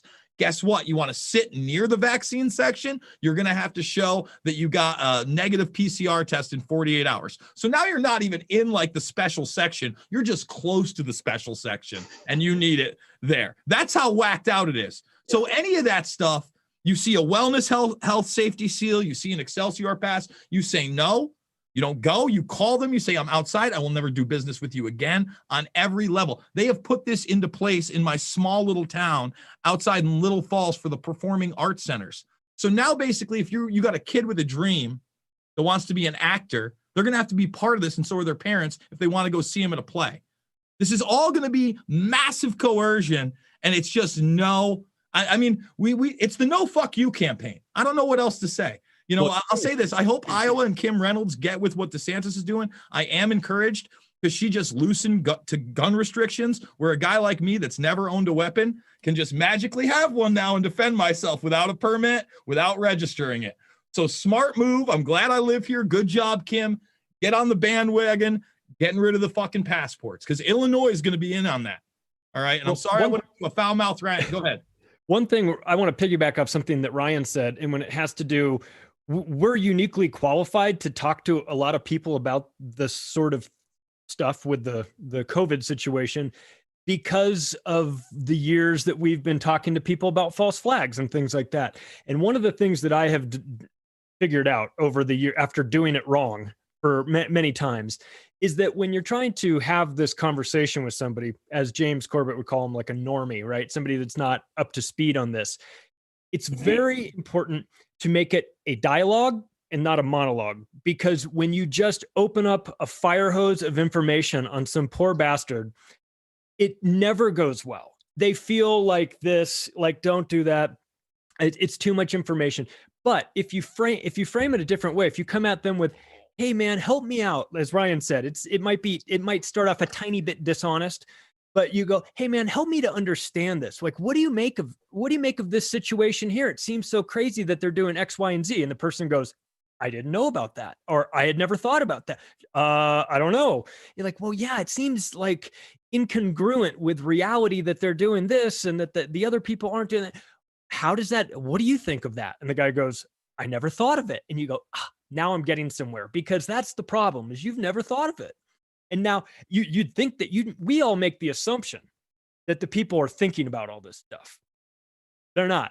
They're just reacting. They're just NPCs, a lot of them just going along, or they catch a little bit of the media. And like you guys said, oh, better be safe than sorry, right? I just wear the mask just to be safe. But they've never really had the conversation. We have the conversation. We do it. We interview people, or we write about it, or we talk about it all the time. So to us, we just make the assumption that everyone is kind of talking about this, but a lot of them are not. They are just barely functioning as human beings, just struggling to get through a day. And they have never really analyzed some of these things. So we have to kind of remember that, you can't drop black belt knowledge on a white belt right off the bat, or you'll break their brain. And so it's been my experience after mistakenly bringing up 9/11 at a Thanksgiving dinner many years ago and watching the table turn on me. You've got to know your audience, and you've got to have your arguments straight. You've got to have the information, but there's also a way to do it that makes them feel included in the dialogue and not just the victim of a monologue. I think the only way that you actually get to the next step is when, although they haven't analyzed it or they never thought of that, the people who are ready to hear one little thing, which will open the door, are the people who it has registered in their minds that there's incoherence in the story, that cognitive dissonance is there. And they just feel that because they don't focus on it all the time. And I actually think it's a plot, like progressive taxation and keeping people working constantly. The first act of an adult is to take on massive amounts of school debt and just work, that they know that there's something not right. They don't really understand about the narrative, but they think it's their fault for not really being able to follow it. So I find that the people who are really worth, or who are, you might want to take the time with, are the ones where they say, yeah, that didn't make sense, but because it has to already be a little doubt in their minds. And then you provide a coherent narrative that makes more sense to them than the one they're trying to catch up with that does not make sense. Like who was saying about the CDC having this conversation and saying, well, like, this doesn't make sense. And other people notice that too. Yeah, I thought the story said that if you had it already, you shouldn't get the vaccine. When did that change? And it's like, it did not change. And then you have to pull on those threads for them. And you can kind of connect this to the moon landing, because even now, the same way that they use the moon landing to win the proxy or the Cold War with Russia. Now they're demonizing the Sputnik vaccine because of the same reasons, because it's like they don't care about your health. They just care about, being the dominant empire. So that, like, they don't know, they're not demonizing it because they know it doesn't work or whatever. They're demonizing it because they want you to buy, their drugs, and so it's funny how you still kind of see that play out. And you look at, like, historically, I mean, how many of these conflicts, geopolitical conflicts, have been proxy wars? North Korea, South Korea. You look at, like, just all over the world. All these conflicts. You always find out that the U.S. was funding one side, and that the Soviets or some other. Usually, the Soviets are funding the other side. So it's there's always other things happening. Everything's a grand chessboard, and I think the majority of people, like Sam said. Charlie said, it's just, they're kind of they just want their lives back. They just want to go on with their day, and they don't spend too much time thinking about this stuff. We're all in our positions because we have spent time thinking about this. So when you start putting things in perspective, and a lot of it's like, I'm sure you guys saw Press for Truth, the 9/11 documentary, and they talk about the Jersey widows. They talk about how they found that website, right? And then the website that kind of connected all the dots. And the guy who created the website, I forget what his name was, but the guy who created the 9/11 website, he talked about how all the dots were there, but nobody ever put them all together, right? So, and that to me was always really important. And always stuck with me, because it's like, yeah, so many people know, like, they see this little story, and I think in the documentary he kind of explains it this way. He's like, you see this little story, it's like, yeah, that doesn't make a whole lot of sense, but you go on with your day, and then maybe a week later, a month later, you see another story, yeah, that doesn't make a whole lot of sense, but once you get somebody to gather all those stories and put them together, you're like, oh my God, like, now it's all clear. So that's why it is important to continuously talk about this. And, like, some people will see something that doesn't make sense, but then when you talk to them about it, and you're like, okay, well, that doesn't make a lot of sense, right? No, not really. And then how about this? And how about that? And you give them enough things where, like, okay, now it's not coincidental. You can't just say these are all just coincidences, So, yeah, I think I probably should have had a question after my long rant. Well, I have nothing. Ricky, let me say this with the Jersey Girls thing, because I think there's something we haven't brought up that we're also up against, even if you kind of pierce that veil.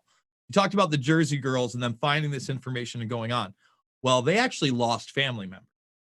Now, here's the difference. So they're not going home to their husband. They see that maybe they're going home to their kid, but they're dwelling on that death. When they go home now, they go home to their husband that's still there, or wife that's still there, that still has these views, and their parents that still have these views, and their wife's parents that still have these views, and they're up against their entire family. So now, even if you believe this stuff and you want to uproot yourself, my brother's in that right now.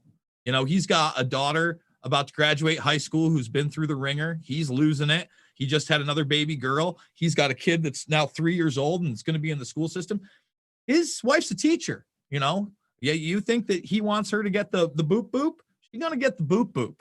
All right. She wants to stick around. She wants to jump through every single hoop. Like you saw the daily pass for LA. They're doing that in New York. It's QR code time there right now. Right now. That's upstate New York. Okay. He wants out. How does he leave his family? His family won't leave.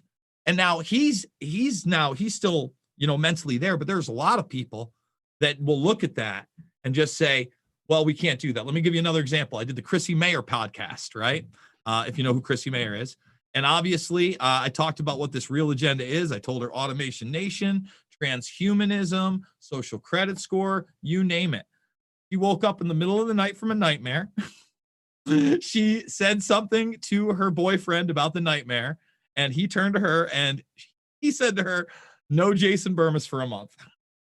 I mean, that's reality, bro. And that really happened. We had that DM back and forth, and it's cute, and I like her stuff, and I get it. But I don't even think I'm that hardcore, bro. I'm not. I'm telling it like it is. I think I have more than a 4th grade education. I can do basic math. I can do basic reading. I can read faces and emotions. A lot of people, that's a lost art in this social media age.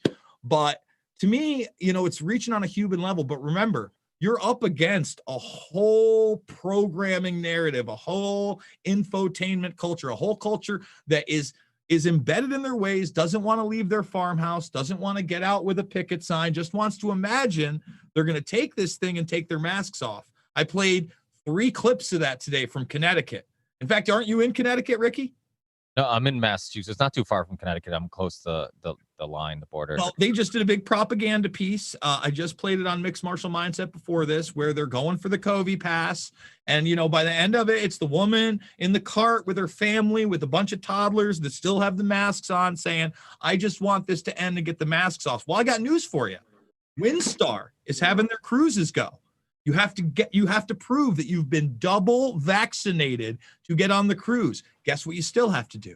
You still have to wear your mask, and you still have to social distance. If you got the double boop out in the UK, you want to leave the country for holiday? Sorry. No. We've made it illegal, and it's a $5,000 fine. So anybody that thinks that if they acquiesce to this and give into this and take whatever shot they want you to, that it all just goes back to normal, are kidding themselves. That's another thing that we actually have to address with these people, but it's so hard, man. I wish I had the answers.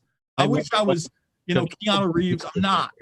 I love the double boop. I feel like somebody from Big Pharma is going to steal that to market vaccines to kids. Guys, just get the double boop. It's a little boop.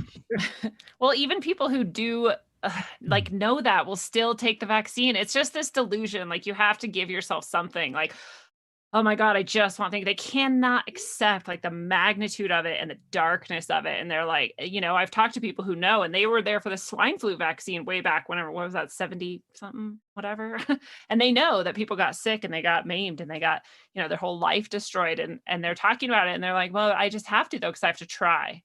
It's like, they're like, this is the tiniest little carrot and they just have to go after it. And it's so sad.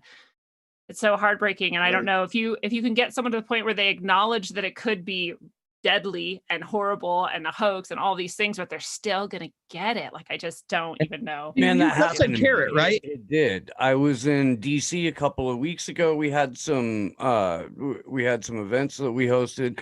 Afterwards, I got to hang out with a friend of mine that I was in a band with 20 years ago. We lived together, known this dude a really long time. And I had him. I did. I was at his house for 2 days, and there was one other person there, and she was there with me. So he was pretty much captive, and I had him. I did. And he took me to the airport, and he drove home, and his roommate got back, and an hour later, he's texting me. He's like, yeah, but what about this? And I'm like, dude, this is the exact thing that we broke down and dissected, and you agreed with me not 8 hours ago was, legit. And just Well, that reminds me of well, you guys know Deborah gets red pilled, right? That I just did that show. It was yeah, fantastic. did you? Yeah. So the fact that Deborah can have hours and hours, first of all, how she, I mean, it's almost like she's agreed to be waterboarded. I mean, it's crazy that she's like literally like saying, hey, I'm cool with having hours and hours of conversations with people who are going to tell me I'm wrong and my whole world view is wrong. So if people have never heard of the podcast, Adam has his mother-in-law come on do podcast with them, and he has guests come on, and she's like very left-leaning California CNN loving person, but it just kind of goes into what Steve's saying, like and I've heard Adam say this on the show, like it seems like he's making progress right on the show, and then soon after, like she puts on CNN and she's almost back to where she was, and to some people that's an issue. Like, you kind of, you're chipping away, and then they put on the news and it's like you're right back where you started. Well, they say, right, that you have to encounter something a certain, what is it, 8 times, 12 times, I don't remember, but some number of times before you can really, grasp onto it and put it into your mental schema. And like, that's part of your thought system now. And so that kind of makes sense, right? I mean, they're going to have to change the show to Deborah Gets Black-pilled someday, right? Well, Jason, have you had any luck with Hooter girls talking to that? I'll say this. That's a loaded question. Wow. There is one bartender girl, not from Hooters, but that I've definitely talked to. That's actually a nurse who wasn't going to take the boop anyway. And, it started as a conversation about some QAnon nonsense because somebody brought that, and I could see the disgust in her face.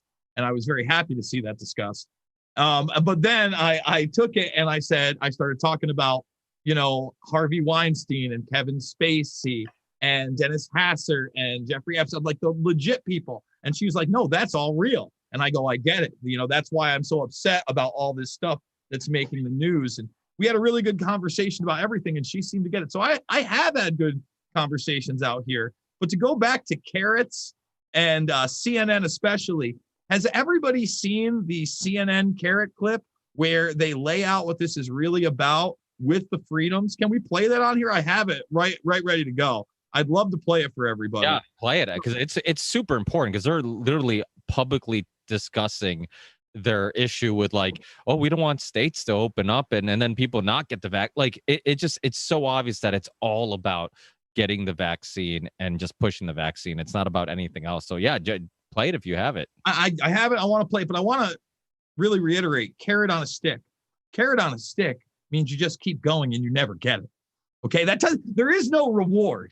And that is how this is actually put out. But then they want to tell you they're going to reward you with your freedoms. But the problem is that if you see other people enjoying their freedoms, not reaching for that carrot, doing whatever, then they're not going to do it. So let's just play the 40-second clip.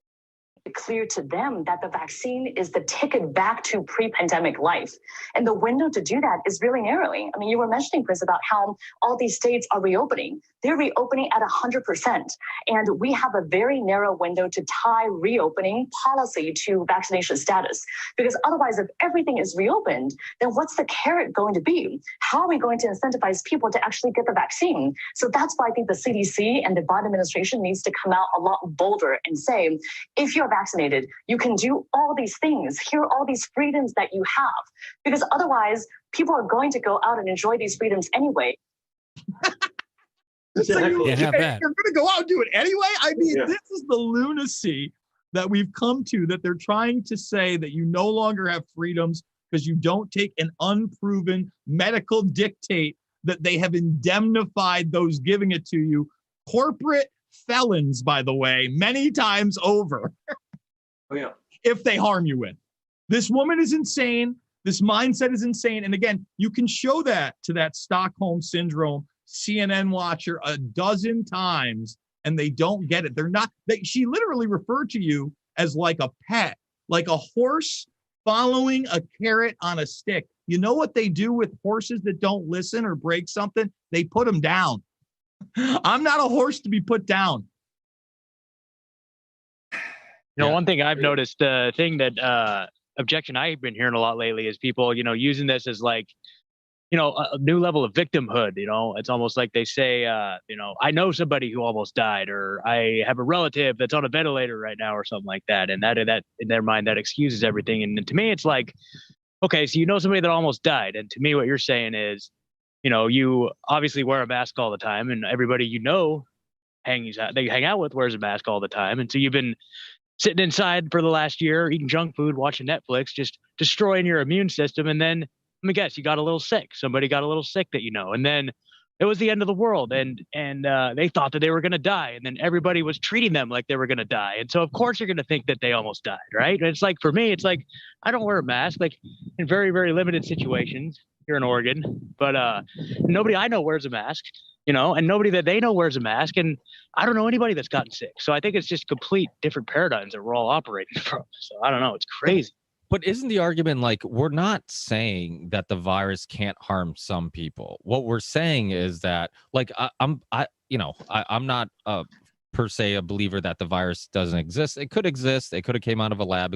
I'm like, to me, that's not even important. The point is, they sold us on a virus that if you got, you were going to die. And we needed to lock down the world for 2 weeks because everybody was going to die if they got this virus. There's videos of from China, people dying on the streets. And that's the image they sold us, that like, even if you get this, you're going to die. And now it's just like, oh, we need to lower cases. We need to lower, like, what the hell is a case? I mean, many people are just going to have like typical checkups or operations, for bones or ligaments or whatever. They're getting tested and like, hey, by the way, you have it. And those numbers are being counted. So it's like, what's a case? So like, to me, it's like, yeah, you might know somebody who's died of it and not just with it. I mean, I'm sure some of those cases exist, even though obviously we know those numbers are being fudged.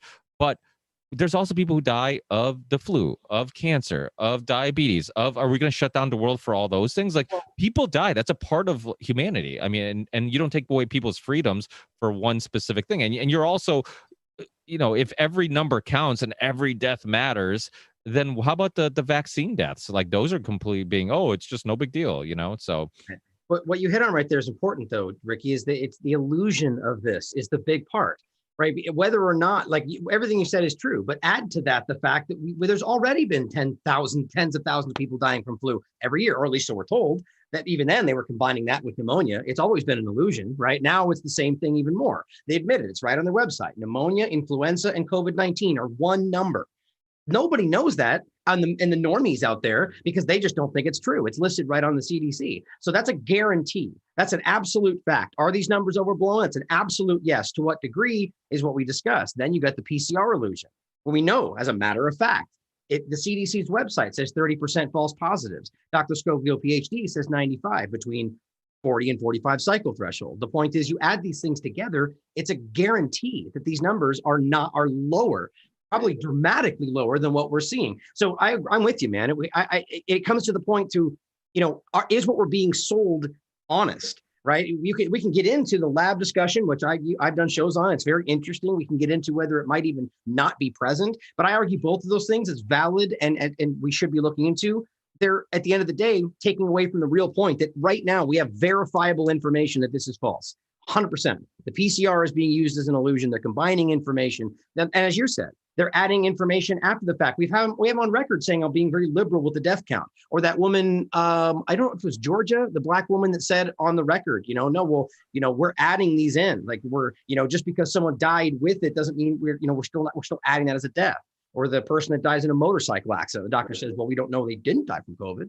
That's a direct quote, for fuck's sake. It's like, this is an obvious point. And I think that's what we need to drill in on while still investigating these other parts, because that's clear.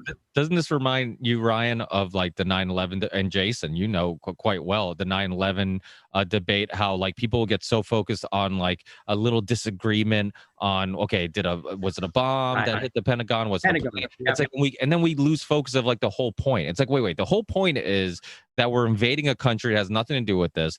We were obviously lied to. Now, which lies we want to agree with or disagree with, or how they lied or whatever, like that stuff's not as important as understanding we're all on the same team.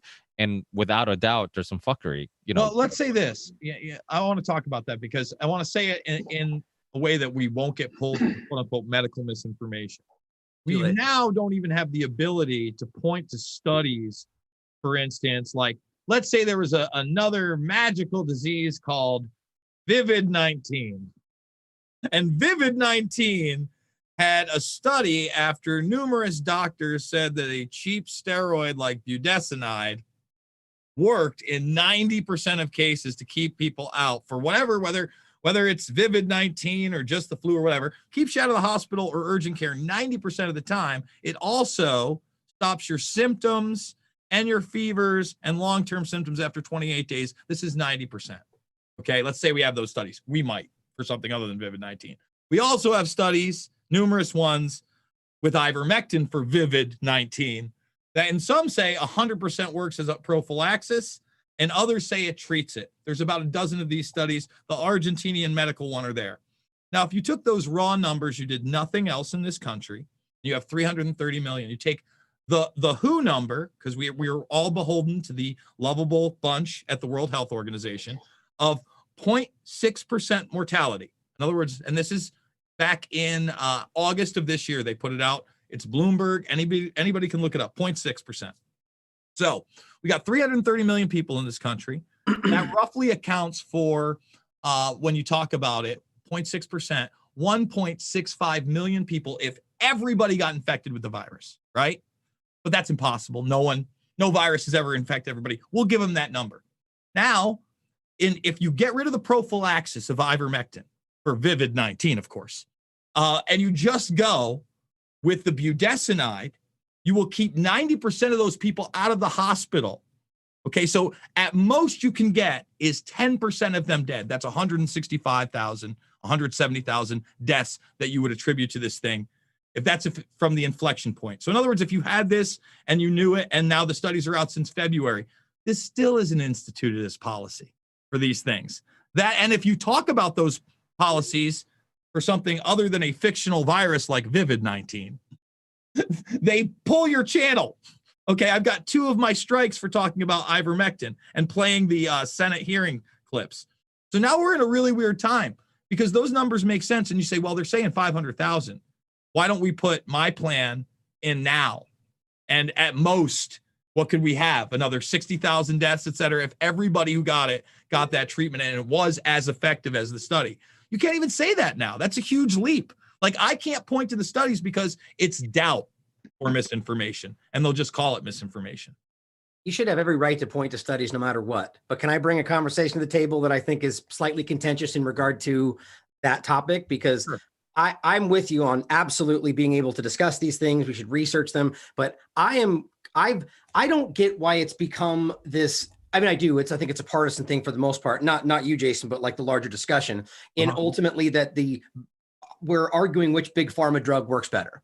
How did that happen? Sure, right? Sure. Because these are all big pharma drugs, and these are all things that we before this would have been like all of them we should be suspicious about. But then it became like a left versus right thing in the beginning, where it was like, no, this is the one. No, this is the one. And I feel like let me ask this as the question: do you guys feel that could have been an intentional sidestep of the main point? You know, because we should know, and it all boils down to if we have the free choice, you should be able to try what you want that you think might work, or you should be able to refuse the vaccine regardless of whether those are there. Because I know those are valid points into why that conversation is being had. But are you, maybe just Jason, are you concerned that that conversation is meant to get us pointing at what we should be doing treatment wise? Let me answer that, because I think it's important, because I would say this, because obviously the vitamin C and vitamin D studies for Vivid-19 were out there very early.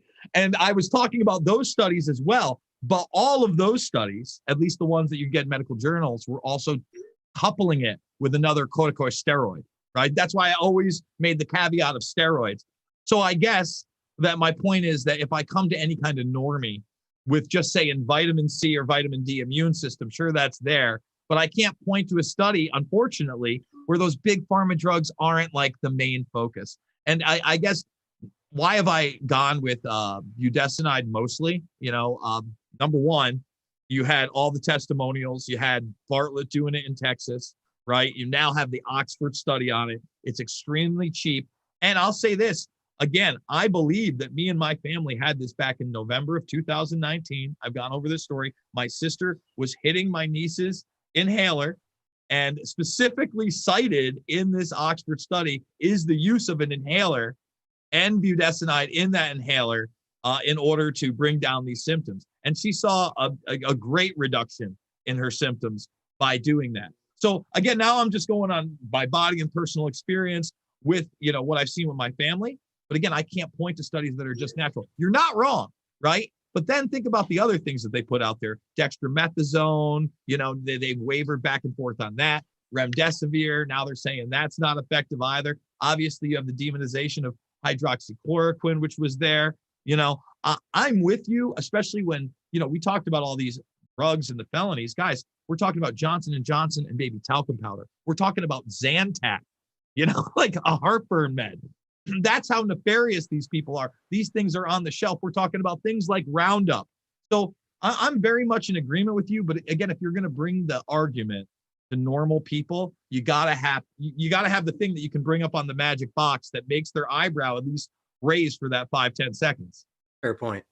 Yeah, I'm with you. I've seen some incredible, it's obvious that there's things that are being suppressed in a lot of these discussions. I just thought that was an interesting point, because I feel like it's, what will make more sense to this individual, the normie, to point out that the PCR test is verifiably not doing what they say it is, or to debate it, to get them in a partisan standpoint, where they're going to be like, no, this one's the better one, just interesting thought project or thought experiment, what we're talking about how to get to them, Well, they're framing now this vaccine passport as a partisan thing because you've only seen resistance from Republicans. And I would argue, again, that the normies out there, there's plenty of Democrats that are like, whoa, buddy. I mean, come on, go back to the anti-war movement with Bush. All those home remedy mobs and naturopaths, they identified with the Democratic Party. I'd imagine a lot of them still do, and they don't want a vaccine passport either. So go ahead, Steve. I'm sorry. I completely forgot what I was going to talk about, but I've seen the same granola hippie moms that I saw when I was dropping my now 15-year-old off at kindergarten, who now that I have another kid who's in 2nd grade, those same moms, they've got sanitizer in the car, they've got sanitizer in their purse, they've got double masks, just bought it hook, line, and sinker. And it's like, dude, so here's what I'm saying to them now. Because this is, Lindsey's been here. It's NPR Liberal Central and the hippieville. It is, man. And so I'm like, okay, do you guys believe in qualified immunity for the police? Hell no. Why are you okay with qualified immunity in vaccine manufacturers? Why? Just in general. Take what? Vivid, Rovid? Yes, Vivid 19. Take that out of the question. Just in general, if you agree that the police shouldn't have qualified immunity, why is it okay for vaccine manufacturers? Dude, and the my body, my choice. Well, and I've said that too. Yeah, why is it only my body, my choice when it comes to, whether or not you're going to abort? Well, that won't be an issue because if they get the vaccine, they might not be able to have kids. That's right. Depending on the vaccine, yeah, that could get handled whether you wanted to or not. What did they COVID-19? I asked what they said. What was the response? But and 9 times out of 10, it's. I think you're muted, Steve. I'm kidding. Well, dude, and their psychological damage they're doing to their children. You're wrapping your kid's face in fucking bullshit and sending them out into the world with these psychos everywhere. This is fucked up. And when I'm not in the school parking lot, I make sure they hear that particular one too. Yeah. I think that point is under discussed. Obviously we've seen over 100% increase. If you guys have seen that in teen and child suicide, over 100%. That was a verified study. And these kids are terrified. If these kids are taking their own lives because of what's happening, that's not just because they miss school. What scares me is what you're saying. It's you take these 3, 4, 5, 6, 7-year-old kids that don't really grasp what's happening. And you are changing them irrevocably for the rest of their lives. And I think they know that. I just saw a kid, I think that's part of the intention, right? Because the psychological, you're developing empathy based on people's facial expressions. And if you can't see that in your developmental stages, you're going to become a psychopath. This is this is studied. We know this. They're doing this on purpose. I'm sure of it. Scary. I was going to say, I saw a 3-year-old girl that was kicked off of an airplane with her parents today because she was eating. Had a mask even, but she was eating. You see that bit? And I was like, oh my God. It's just, but that scares me. I'd love to talk about that. The psychopath. I've always talked about the comparison between the natural occurrence of what we know, like the general natural occurrence percentage-wise of what we think is psychopathy and sociopathy in society, and then compare that with the general percentage we have about politics. Pretty much aligns exactly. It's really weird, right? So I've wondered how many, if we're creating more psychopaths and more sociopaths with that. That's just a scary prospect. I don't know a single person, and I've got teenagers and I've got elementary schooler. I don't know a single person with kids who doesn't have a kid who's in a mental health crisis of some sort right now. Like there is not a single it's just not there. And there's a bunch of us that like have made sure that every day, outside socializing, seeing other people, around people that don't have masks on, that they can see each other and communicate, and even then, just because everybody else is so broken and everybody else's parents are so broken, and everybody breaks differently. So there's just all kinds of that just assaulted with. And the truth is, the kids pick up on social cues. I mean, before they establish language, that's how they kind of figure out what's going on, is that they're figuring out through facial expressions and stuff like that. So you think about it, even the parents that are on our side of the debate and really aren't freaking out from the virus, we're upset and have anxiety or whatever it may be over like the fear of like the vaccine being pushed onto people and all this other stuff. So you're either freaked out for the wrong reasons or you're freaked out for the real reasons, but either way the kids are sensing that, and they're picking. I mean, my son, who I do my best, I try to, anywhere I can, I try to get away with him not wearing a mask. I have a mask exemption form that I maybe made up myself, and it works, and in most places, but even him, with like as normal as a life as I've tried to give him the last 12 months or more, he still had moments where he was waking up crying, having nightmares that he was getting arrested for not wearing a mask. I mean, this was completely imagined by himself. And I'm like, so think about the parents. And I try to explain to him that like, hey, it's just people are getting sick because they're not taking care of themselves, which is basically true. People are dying because they're not taking care of their health. And yet, like, he's still having, some noticeably some effects by it. Now think about the harm that the parents who are actually completely buying into this nonsense, who are legitimately afraid for their lives, freaking out, like, think about how their kids are handling this and the psychological negative effects you're putting on your children, because now you're sharing all that anxiety, you're sharing all that fear, you're sharing all that, all those emotions with your children. They're sensing it. You're telling them, don't go outside or don't touch people or don't do this, don't do that. I mean, it's just the long-term effects of all this, and to think that it's all for profit and power of like tracking us and pushing this vaccine, this profitable vaccine on everybody. I mean, it's crazy. I mean, it makes me so upset. And that's why even this show, which is supposed to be about false flags, always ends up going back to COVID, because it's, how do you ignore this issue? I mean, I know people have COVID fatigue, but like Ryan, I mean, he's killing this topic over and over again because there's so much to talk about over and over again. So it's like, how do you ignore this? It's changing our lives as we speak. It is a false flag. Yeah. And it is a false flag, right? And there's no way to ignore it, because it's now, because this is the takeover. This is the last part. And listen, as far as the kids thing goes, I think we're all going to have to navigate it, because you could couple all the things you just said with also some people being put into extreme poverty for the very first time in their lives. There are many people that worked that 9 to 5 and had that job and had a certain level of living and were able to do that. That's another extremity that's been put on these people. Forget about the small business owners. That's another one. But speak to the kids thing, man. Again, when we first got here and all of a sudden they ended school, and the kid looked at me and goes, why did we move here if I can't go to school, Uncle Jason?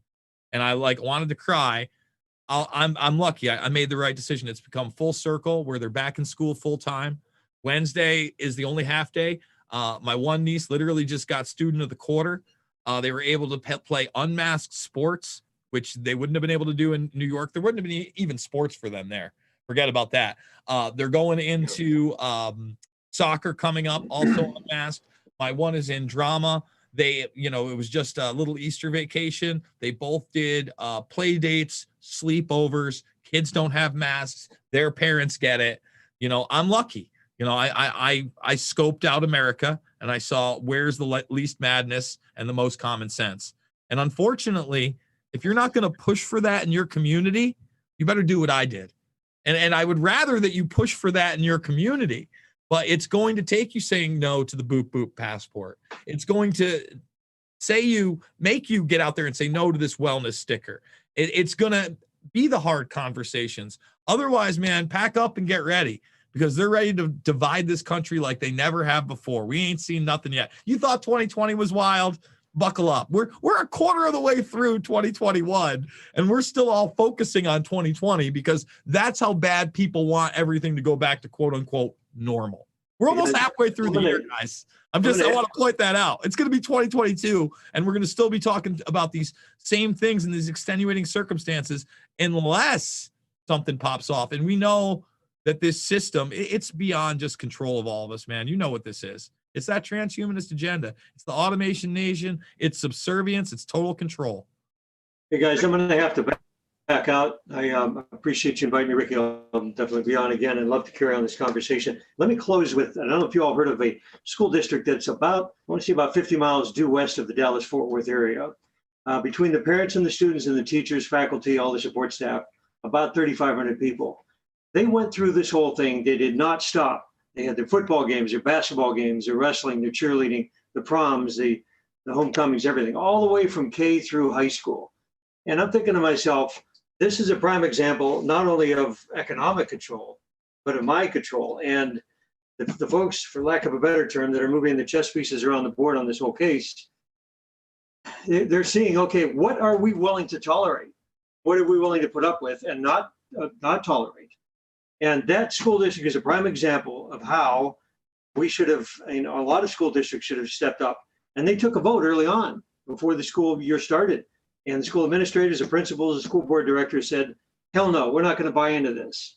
And it's refreshing to see that many people and that much commitment from the parents, and the students and the staff and the faculty pretty much stick a finger in the eye of the people that thought this was an okay thing to do.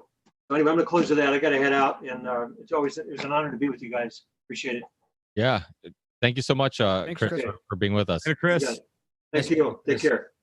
If you guys aren't familiar with Chris's work, he was a part of Free Mind Films. They did State of Mind, the Psychology of Control, which is pretty relevant now. It goes through the whole history of how the elite and the techniques they use to control the masses, and it goes back quite a bit, historically, how they've done it. And he also did the OKC bombing, Noble Lie, and then I'm sure I'm missing some other ones that he did. Oh, he did a Shadow Ring with James Perloff, I think, wrote it. And then they had Kevin Sorbo, Hercules, do the narration.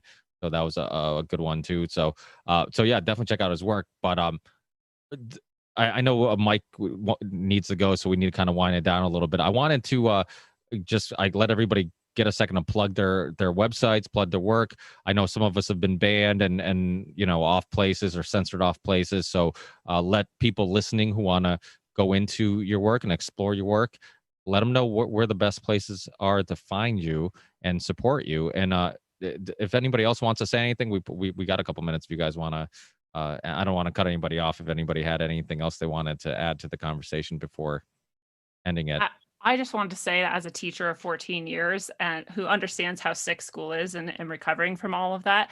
But I cannot believe how many teachers are such cowards and would put children through so much suffering so that they could have like the slight chance of not getting something that only kills 0.04% of people or something, like less than the flu every year, and that they'd be willing to do that. And I understand that they're scared and terrified too, but I just these are children you're doing this to. And so when Chris was describing that school where they didn't do that, I'm so proud that there are adults out there who have their soul still intact and can do something like that. So I just wanted to say that if you're a teacher and you're shutting down school, you're harming children. And so you're not a good person. The end. I've judged you. I agree with that completely. I'm so glad you said that too. There's some People deserve to be called out for things like that. I'd like to add something that just people comment in the chat. I was thinking the same thing, that, it's interesting. I wish I would have gotten here on time. I thought I was, but I guess that I would just catch that false flag discussion, because I love talking about that topic, bringing it to the point of, full circle, false flag to start, COVID-19 we're talking about here. It's quite clear that, as it stands, what we're dealing with, I wouldn't categorize as a false flag, because false flag needs to be blamed on somebody. And that's the point, right? But that's not over yet. And I think that is basically where this is leading. They're going to have to lay this somewhere, right? It's not going to be Trump. It's going to be, it's going to be China probably. But I personally think China and the US are working simultaneously on a lot of things that are happening here. Probably plenty disagree with that. But I think we have to remember that this is being set up for something. Right. This is going to lead somewhere. And that's what we have to be prepared for. So that would be the false flag level of this. And so the point is, I agree. I do think this might be one of the largest false flags we've ever seen, but it might be designed to do something we've never really seen before. And that's going to shift the, whole power structure. And that's like James Corbett's called the engineered fall of the West. Something to think about. Right. But thanks for having me, Ricky, and everybody else. It's nice to be here. I'm definitely going to make some more. You might have noticed, Ricky, I've been trying to push my time later and later, get used to it. So I can come join. Anyway, thanks guys for having me. Hey, Ryan, you want to let people know, I guess you can start. You want to let people know where they can find you and how they can support you? Because we all need supporting to keep this media coming. Sure. Yeah. Thank you. The best place is just thelastAmericanVagabond.com, right?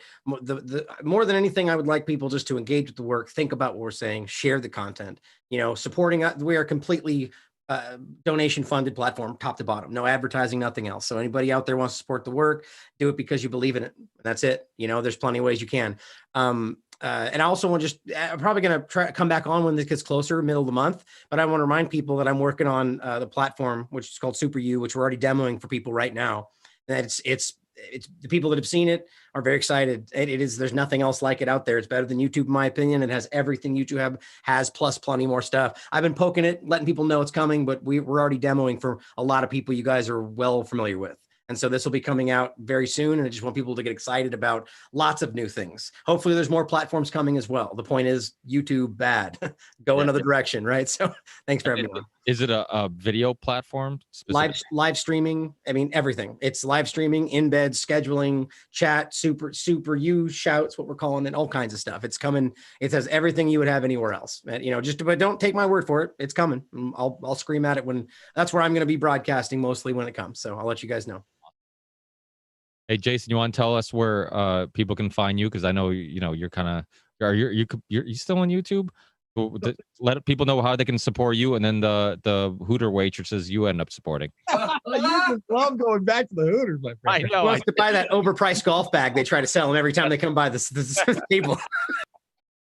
So, I am still on YouTube by the skin of my nuts. I'm still there. I think that I can get rid of one of these strikes if I can somehow prolong it until mid-May. They start shaving my strikes off. So I'm doing my best. Everything was retroactive anyway. The WHO actually tweeted about ivermectin this week. And so I don't know if they had several times, and they were kind of, I don't want to get into it because I don't want medical misinformation on your channel or anything like that. But the point being is, my new model is that I will go live simultaneously. And then when there are things that I know I am not going to be able to say or cover on YouTube, I will cut the YouTube feed and we will continue for free over at rockfin.com, ROKFIN.com. And without Rockfin, I wouldn't be able to do this. We make some of the archives premium, but the live stuff is uncensored, free. And a cool thing is, Ricky, I just found a bunch of my old archives from my 2009, 2010 Info Warrior show. And they're actually commercial free in MP3 format. We're talking about interviews with Max Kaiser about Bitcoin in 2009. And I'm going to be uploading those exclusively for premium members so they can check out the archives and feel like they're getting something for supporting me. And I do want to thank everybody out there for supporting me on Rockfin. I almost have 300 subscribers, paying subscribers strong. And I just want to say, without you guys, I would not be able to do what I'm doing. So I'm going to fight tooth and nail. I'm still looking at properties to expand. And I love the Union of the Unwanted. I wish you're now competing with my mixed martial mindset time. I'm going to have to shift my show so I can come over here every week. Ricky. But again, you have the best guests. I love this show. I wish I could have made it earlier. And I just want to say, keep it up, my friend. Well, we're all on Rockfin. Right. Yeah, actually, good point. Yay. So yeah, guys, if you're one of my premium subscribers, you get all these guys as well for premium. And if you're one of their premium subscribers, you will also get those old school Info Warrior podcasts with people like Naomi Wolf talking about the end of America 12 years ago. That's also going to be made available. So look out for that stuff, guys. Awesome. Plug away, guys. Lindsey, Steve, Scott. I am the host of Rogue Ways. I'm on YouTube on Rogue Ways. I'm on every podcast app under Rogue Ways. You can find me on Rockfin now under Rogue Ways, and I'm doing my show Middle Path there. And I would love it if people want to come hang out at rogue.locals.com where the community is. I hate Facebook. Facebook is a piece of shit. But on rogue.locals.com, we never get censored and we can see every single post and every single comment. So it's a really nice place to hang out with like-minded people. Post whatever you want, hang out. It's pretty cool. So hopefully to see people in each of those places would be excellent. And thank you so much for having me. It's always so fun to hang out with you guys. I'm Steve Poikonen. I have lots of shows. So I host Slow News Day. I co-host the Free Assange Vigil series. And I now co-host Anonymous Bites Back. This weekend marks 2 years since Julian Assange was illegally and violently trafficked out of the Ecuadorian embassy. It's an international day of action. I'm going to be in Los Angeles. The day before that, April 10th, we're hosting a press panel event for local media. So if anybody knows or is anyone in the LA media, please get at me. And I'll make sure that like my email gets thrown in the show notes or something in the chat right now. I already did that. Anyway, but that's going to be absolutely incredible. And then on the 11th, we're going to meet at CBS Columbia Square. We're going to march up to Hollywood Boulevard, down the Walk of Fame, possibly with sidewalk chalk. And then wind up a block back down on Sunset at CNN. And there's going to be a couple of other like larger activist groups that are going to meet us there. We're going to be able to address with megaphones CNN for a while, and that should be fun. But more importantly, the United States is trying to get international jurisdiction over the press. They're trying to do that through the extradition of Julian Assange. They're trying to make it illegal for you and I to receive classified information, not share it, not publish it, but that too. But just looking at it or clicking share on Twitter could get you a prosecution under the Espionage Act, and that's bullshit. So yeah. If you're anywhere near like any of the cities where these are being held, and there's over 30 now internationally and a dozen here in the US, the Twitter account Candles the number 4 Assange has the list of everything. And I'll shut up now and thank you. Freaking awesome, as always. Awesome, guys. Again, super grateful to be here with you all. My name's Scott from the Truthzilla podcast. I'm one of 3 hosts, Megan and Ed. Neither of them could be here today, but you can find us at Rockfin as well, rockfin.com/Truthzilla, or any of your podcast platforms. We got some new awesome crisis actor shirts on our t-shirt shop, truthzilla.org/shirts. So perfect time for the false flag episode. But anyway, love you guys so much. Those are great shirts. Love you guys so much. Take care. Thanks, Scott. It's Charlie. Any final words? You can find me on Rockfin as well, or my website, theoctopusofglobalcontrol.com. Twitter at macroaggressions for as long as I'm there. We have fun. We like to poke people that don't want to be poked. You know, sometimes you get deplatformed, but that happens. Yeah, we go out swinging. I'm not worried about the Union of Unwanted being deplatformed or kicked off YouTube. I mean, I'm totally against self-censoring and all that stuff. It's like there's plenty of other alternative platforms that I would love to promote and help out and put our stuff there. So anybody, that's why it's called the Union of the Unwanted, because big tech doesn't want us. We created a community of ourselves. So I love this show. I think it's, Sam and Charlie and Mike and I have talked about it. I think it's probably one of the most important things that people don't know about quite yet, because it's not as popular as you would think it would be. But I love this community, and I love seeing people connect with one another. And it's really more than just a podcast. It really is a community where people help each other out. They help promote each other's work. And, because if not, and many of us would be in our own little corners of the internet doing our own thing. So this is a great way to kind of support one another and other people who are doing great, important work. So, Mike, any final words? No. Sorry to put you on the spot. You just showed up. Hey, Ricky, can I add one thing to what you just said? I really appreciate that. This community is fantastic. And I've watched a lot of these over the time, and I believe me or not, I've tried so many times to make this and I keep missing it. I'm glad I'm here today. But I have, while that's happened and being upset with myself for not making it, I've taken the time to try to connect with different people that've been on the show and just been blown away by the people that I have, it's not a lot of like Charlie and I've connected, and, I familiar with his work before then, but a lot of the people I had no idea about beforehand. And then we connect and we meet and we go, wow, man, we have a lot of the same opinions. And and I just think that's fantastic. It's powerful. So I love what you're doing here. And I think you're right. This will grow and become more important than it already is. So thanks for including me. Thanks, Ryan, for coming. We always want to invite you. We know that you'll come when you can make it, and we appreciate your work. We love what the Last American Vagabond's doing out there. So such a good fit, of course. And thanks to everybody for coming and investing a couple hours of their lives to talk about these things. I think they're important. I mean, I think we have to have the conversation first before we have targeted action. So this is giving people, an understanding of things from maybe a different perspective that they're not getting from the mainstream media. And that is extremely important these days. So thanks everyone for coming out and for watching too.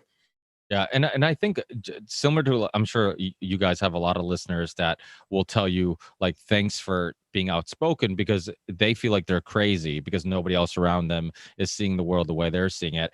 I think it's similar with podcasters and content creators. Like, you meet other content creators that are feeling the same way. It's nice. I mean, you get the sense of like community. Like, I'm not crazy. Like, there's a lot of people who believe, because that's the thing. That's kind of one of the tricks that's played. It's like, you're crazy for questioning these things, and it's like when we all come together and we show people like, no, there's many of us. There's many more of us than they think. I think it's a powerful thing. And I believe in strength in numbers. That we might disagree on certain things, but one thing I love, and I know people who've listened to my show and many of your guys' show, you don't just pick a team and defend that team. Like, you're open to ideas, exploring ideas, and you realize, like, as long as you're fighting the elite, for, I guess, a lack of a better term, I'll use a general term like that, the elite, that you're on my team. Even if we disagree on this specific thing or that specific thing, we're on the same team, and we can help each other by promoting the same things and freedoms and whatnot. So I wish I had a more poetic way of saying it, but I think you get what I meant. No team, no team. Yes, exactly. But thanks again, guys. I really appreciate your time. You guys will all be getting the audio and video stuff like usual, and then I'll also, you'll have everybody's email address in there too, so we can all connect afterwards and keep promoting each other's work. So thanks again, guys. Have a great night, and hopefully I see you guys on one of the future Union of the Unwanted shows. Thanks, Ricky. Love you guys. Bye, guys. Thanks, everyone. Hey, everyone. Take care.